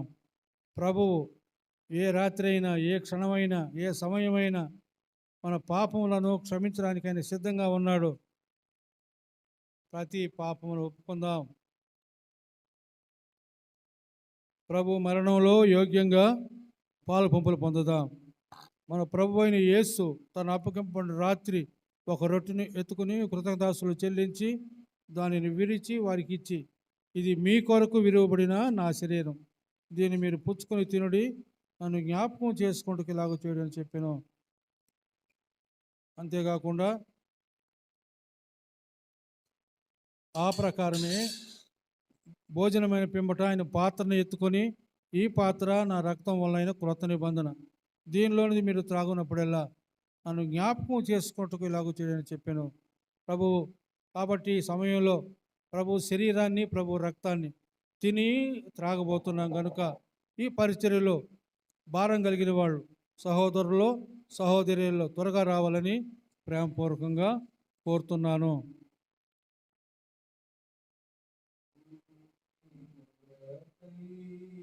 ఇరువబడిన నా శరీరమని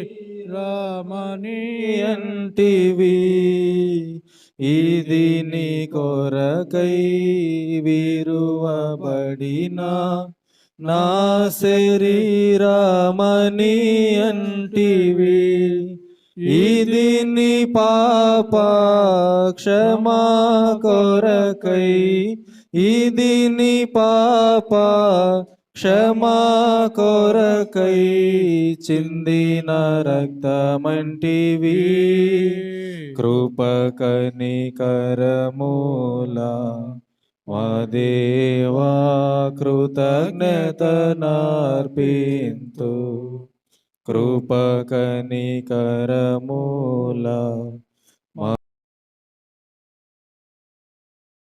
నార్పింతు యెహోవా చేసిన ఉపకారములకై ఆయనకేమి చెల్లింతు చేసిన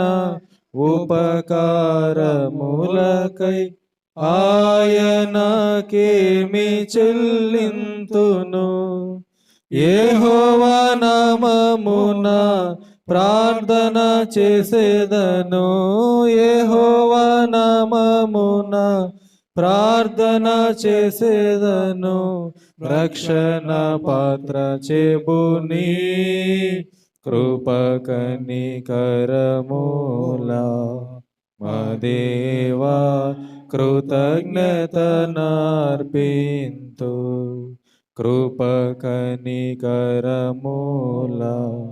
మా దేవా కృతజ్ఞతనార్పింతు తల్లి గర్భమున రూపింపబడక మునుపే నన్ను ఎరిగితివి తల్లి గర్భమున రూపింపబడక మునుపే నన్ను ఎరిగితివి తల్లి గర్భము నుండి బయలు పడముందే తల్లి గర్భము నుండి బయలు పడముందే ప్రతిష్ఠించితివి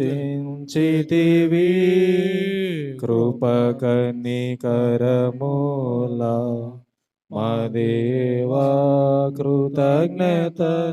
కృతజ్ఞతనార్పింతు కృప కనికరమూల మా దేవా కృతజ్ఞతనార్పింతు. ఈ సమయంలో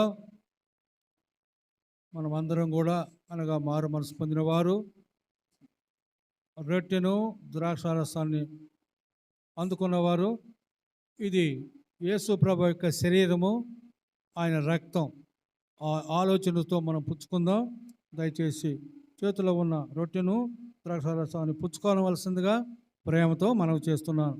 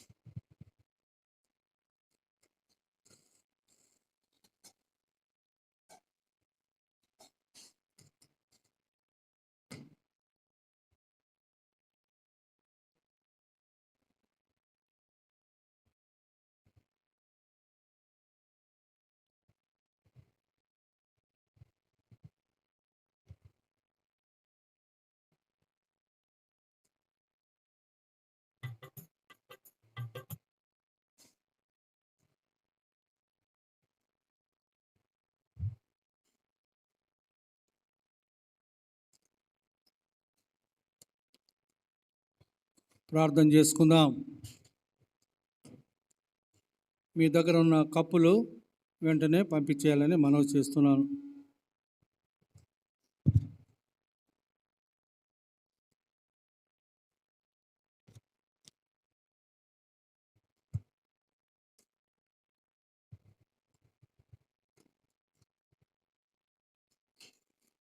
మహాపరిశుద్ధుడైన తండ్రి, దయగలిగిన ప్రభువా, మీకు స్తోత్రాలు చెల్లిస్తున్నాం. ఇంతవరకు మీ సన్నిధి మాతో ఉంచినందుకు స్తుతిస్తున్నాం. మీ శరీరాన్ని తిని మీ రక్తం త్రాగువాడే నిత్య జీవం కలిగిన వాడని సెలవిచ్చారు. అంత్యదినముల్లో వారిని నేను లేపుతానని సెలవిచ్చారు. వారిలో నేను నివాసం చేస్తానని సెలవిచ్చావు ప్రభువా. మా ప్రియులు తండ్రి ఎంతమంది అయితే మీ శరీరాన్ని మీ రక్తాన్ని తిని తాగారో ఒక్కసారి వాళ్ళని జ్ఞాపకం చేసుకోండి. వారిపై మీ యొక్క కను దృష్టించండి.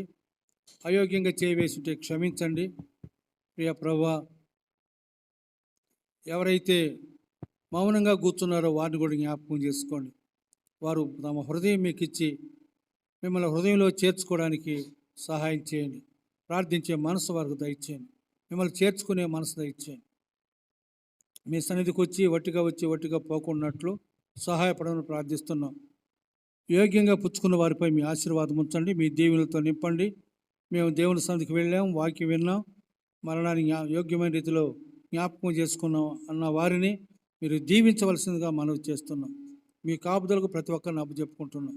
మీ దీవెనలతో నింపమని, ముందున సమయం మాకు ఆశీర్వాదకరంగా మార్చమని యేసు నామములో అడుగుతున్నాం తండ్రి, ఆమేన్. సందర్భంలో మనము మన కానుకలతో దేవుణ్ణి మహింపరుద్దాం. షారోన్ గీతాల నుంచి పాట సంఖ్య 422 పాట పాడుకుందాం. ఆ పాట పాడుకుంటూ ఉన్నప్పుడు మన అర్పణలో ప్రభువును సమర్పించుకుందాం.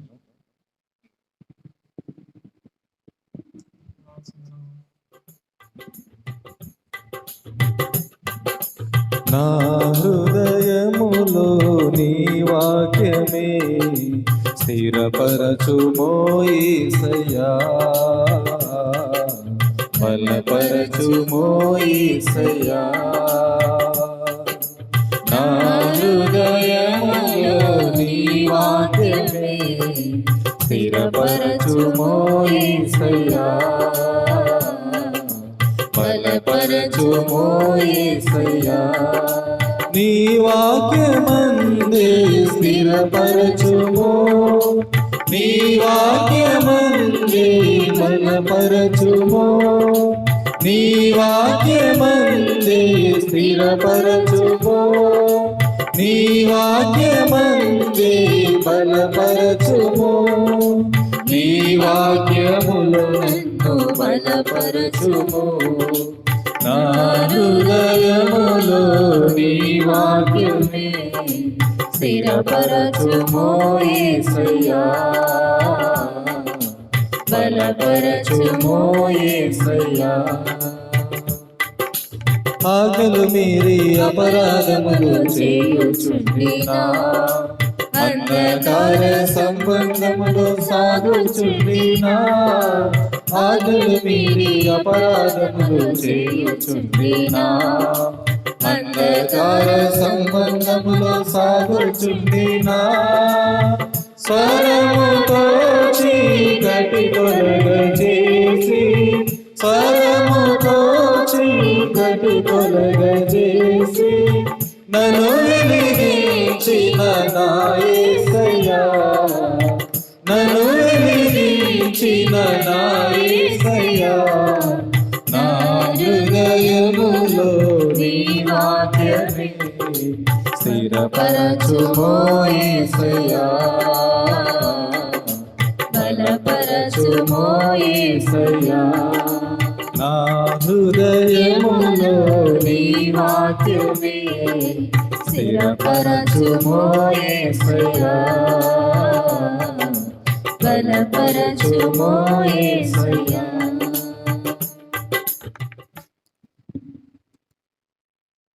ప్రకటనలో ఆదివారం మధ్యాహ్నం పూట భోజనం పెడుతుందని విన్నాం.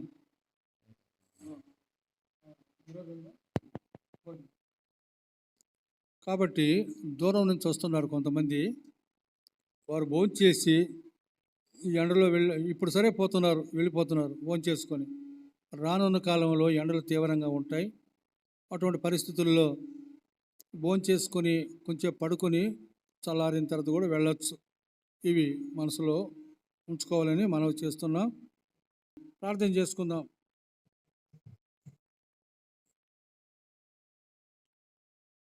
స్తుతులకు పాత్రుడైన తండ్రి, స్తుతి సింహాసనాసీనుడా, సర్వోన్నతుడా, సర్వశక్తిమంతుడా, దయగలిగిన ప్రభువా, మీ ఘనమైన నామానికి స్తుతులు వందనములు చెల్లిస్తున్నాం.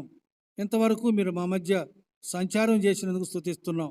వాక్యంతో ఆత్మలో తండ్రి అదృశ్య రూపంలో మీరు మీ సన్నిధి అనుగ్రహించినందుకు స్తుతిస్తున్నాం. వచ్చిన వారందరినీ దీవించండి ప్రభువా, వారి అవసరాలు తీర్చండి. కానుకలు తీసుకొచ్చారు, అంగీకరించండి. మీకు ఇవ్వాల్సిన భాగం నమ్మకంగా ఇవ్వడానికి సహాయం చేయండి. ఇచ్చి మీ ఆశీర్వాదాలు పొందినట్లు సహాయం చేయండి. మీ దీవెనలతో నింపండి. ప్రతి వారిపై మీ యొక్క కనుదృష్టి ఉంచండి. అప్పుల్లో ఉన్న వారికి విడుదల దయచేయండి. అప్పు చెల్లించే శక్తి సామర్థ్యం దయచేయండి. తండ్రి, వారి అవసరాలు ఏమిటో మీరు ఎరుగుదురు, అవసరాలను తీర్చండి. చదువుకునే బిడ్డలను ఆశీర్వదించండి. చక్కగా చదువుకోవడానికి సహాయం చేయండి. ఉద్యోగం లేని వారికి ఉద్యోగాలు దయచేయండి. ఉద్యోగంలో పనిచేసేవాళ్ళు నమ్మకంగా చేయడానికి సహాయం చేయండి. వివాహ వయసు వచ్చిన వాళ్ళు నమ్మకంగా మీ వైపు చూచి మీ సమయం కొరకు వేచి ఉండటానికి సహాయం చేయండి. మీ చిత్తానుసారంగా వివాహాలు వారికి చేయబట్టడానికి మీ కృపను కోరుకుంటున్నాం. మీ తండ్రి మీ సన్నిధి తోడుగా ఉంచండి. అలాగూ గర్భంతో ఉన్న బిడ్డలను జ్ఞాపకం చేసుకోండి. సుఖప్రసవం దయచేయండి. చిన్నపిల్లల తల్లను దీవించండి. తండ్రి, పిల్లలు లేని వారికి పిల్లలు దయచేయండి. పెద్దవారిని అనారోగ్యంతో ఉన్న వారిని జ్ఞాపకం చేసుకోండి. కాపాడమని ప్రార్థిస్తున్నాం. రెండవ కరోనా రాబోతూ ఉంది. దానికోసం జాగ్రత్త పడటానికి సహాయం చేయండి. భయంతో జాగ్రత్తగా ఉండటానికి సహాయం చేయండి. ప్రియ ప్రభువా, మీ వాక్యాన్ని ప్రేమించే వారికి ఉండటానికి సహాయం చేయండి. మోకాళ్ళ మీద వాక్యం చదివే కృప దయచేయండి. తండ్రి, మీ సన్నిధికి ఆశతో రావడానికి సహాయం చేయండి. ఆసక్తితో వచ్చే వాక్యం విని తండ్రి దీవించబడటానికి సహాయం చేయండి. నాయన, మీ దృష్టి మరీ మీదనే ఉంది కానీ మార్తమ్మ మీద లేదు. ఆమె పెట్టబోయే తిండి మీద కూడా లేదు. తండ్రి, ఎవరైతే మీ వాక్యం విని వణుకుచూ మీకు భయపడుతుంటారో వారి మీదనే మీ కన్ను దృష్టి ఉంటుందని సెలవిచ్చిన రీతిగా భయంతో వణకతో మీ వాక్యం ఎదుట మేము తగ్గించుకోవడానికి మాకు నేర్పించండి. మీ సన్నిధి మాకు దయచేయండి. తిరిగి మా ప్రియులు వెళుతున్నగా తోడేయండి. ఎండ కొంచెం తీవ్రంగా ఉంది. తండ్రి, మీ యొక్క హస్తాల కింద తండ్రి పగలు ఎండ దెబ్బ తగలదని సెలవిచ్చావు. తండ్రి, రాత్రి వెన్నెల దెబ్బ తగలదని సెలవిచ్చావు. అలాగూ మీ హస్తం తండ్రి ప్రతి ఒక్కరి మీద ఉంచి క్షేమంగా వారు వెళ్ళవలసిన చోటుకి తండ్రి తీసుకెళ్ళమని ప్రార్థిస్తున్నాం. మధ్యాహ్నం ఇక్కడ ఉండి భోంచేసే వాళ్ళని కూడా దీవించండి. కొంత విశ్రాంతి తీసుకుని పోవడానికి కూడా సహాయపడండి. మళ్ళా మీ సమయంలో మేము కలుసుకునే పర్యంతం మీరు ఎక్కల దాచమని, భవిష్యత్తులో ఆరాధన తండ్రి కార్యక్రమం అద్భుతంగా ఉండటానికి, ఆహ్లాదకరంగా ఉండటానికి, హృదయాన్ని ప్రేరేపించే రీతిగా ఉండటానికి తండ్రి మిమ్మల్ని సంతోషపరుస్తూ మా అందరిలో ఉద్యమం సంతోషం వచ్చే రీతిగా మీ బిడ్డలు ప్రార్థన పూర్వకంగా కనిపెట్టడానికి, ఆ విధంగా ముందుకు సాగడానికి సహాయం చేయండి. ఇంకా వాయిద్యాలు మాకు అవసరం, దయచేయండి. వాయిద్యాలు వాయించేవాళ్ళు మాకు అవసరం, వారిని కూడా తీసుకురండి. ఘనంగా మీ నా మహిమార్థంగా జరిగించండి. ఈ కాంపౌండ్ మీ ప్రజలతో నింపమని ప్రార్థిస్తున్నాం. మీ ప్రజలందరిపై మీ ఆశీర్వాదం ఉంచమని ప్రార్థిస్తున్నాం. మీ నామానికే మహిమ తెచ్చుకోండి. ప్రతి వారిని తండ్రి మీరు క్షేమంగా తీసుకెళ్ళి భద్రపరచమని, వారమంతా కాపాడి మళ్ళా మీ సమయంలో ఇక్కడ తీసుకురమ్మని మహిమ ఘనత ప్రభావం ఆరోపించుకుంటూ మా ప్రభు మా రక్షకుడు మీ ప్రియ కుమారుడైన యేసుక్రీస్తు నామంలో ప్రార్థించి స్తుతించి అడిగి వేడుకుంటున్నాము తండ్రి, ఆమేన్. మన ప్రభు అయిన యేసుక్రీస్తు వారి యొక్క కృప, పరమ తండ్రి అయిన దేవుని ప్రేమ, పరిశుద్ధాత్మని యొక్క అన్యోన్య సహవాసం ఇక్కడ చేరిన మనకును సర్వలోకం సకల పరిశుద్ధులకును ఆయన వచ్చు పర్యంతం తోడుగా ఉండి కాపాడును గాక, ఆమేన్. మీకందరికీ ప్రభు నామంలో వందనాలు తెలియపరుస్తున్నాం. సమాధానంగా వెళ్ళిరండి. దేవుడు మిమ్మల్ని అందరినీ సమృద్ధిగా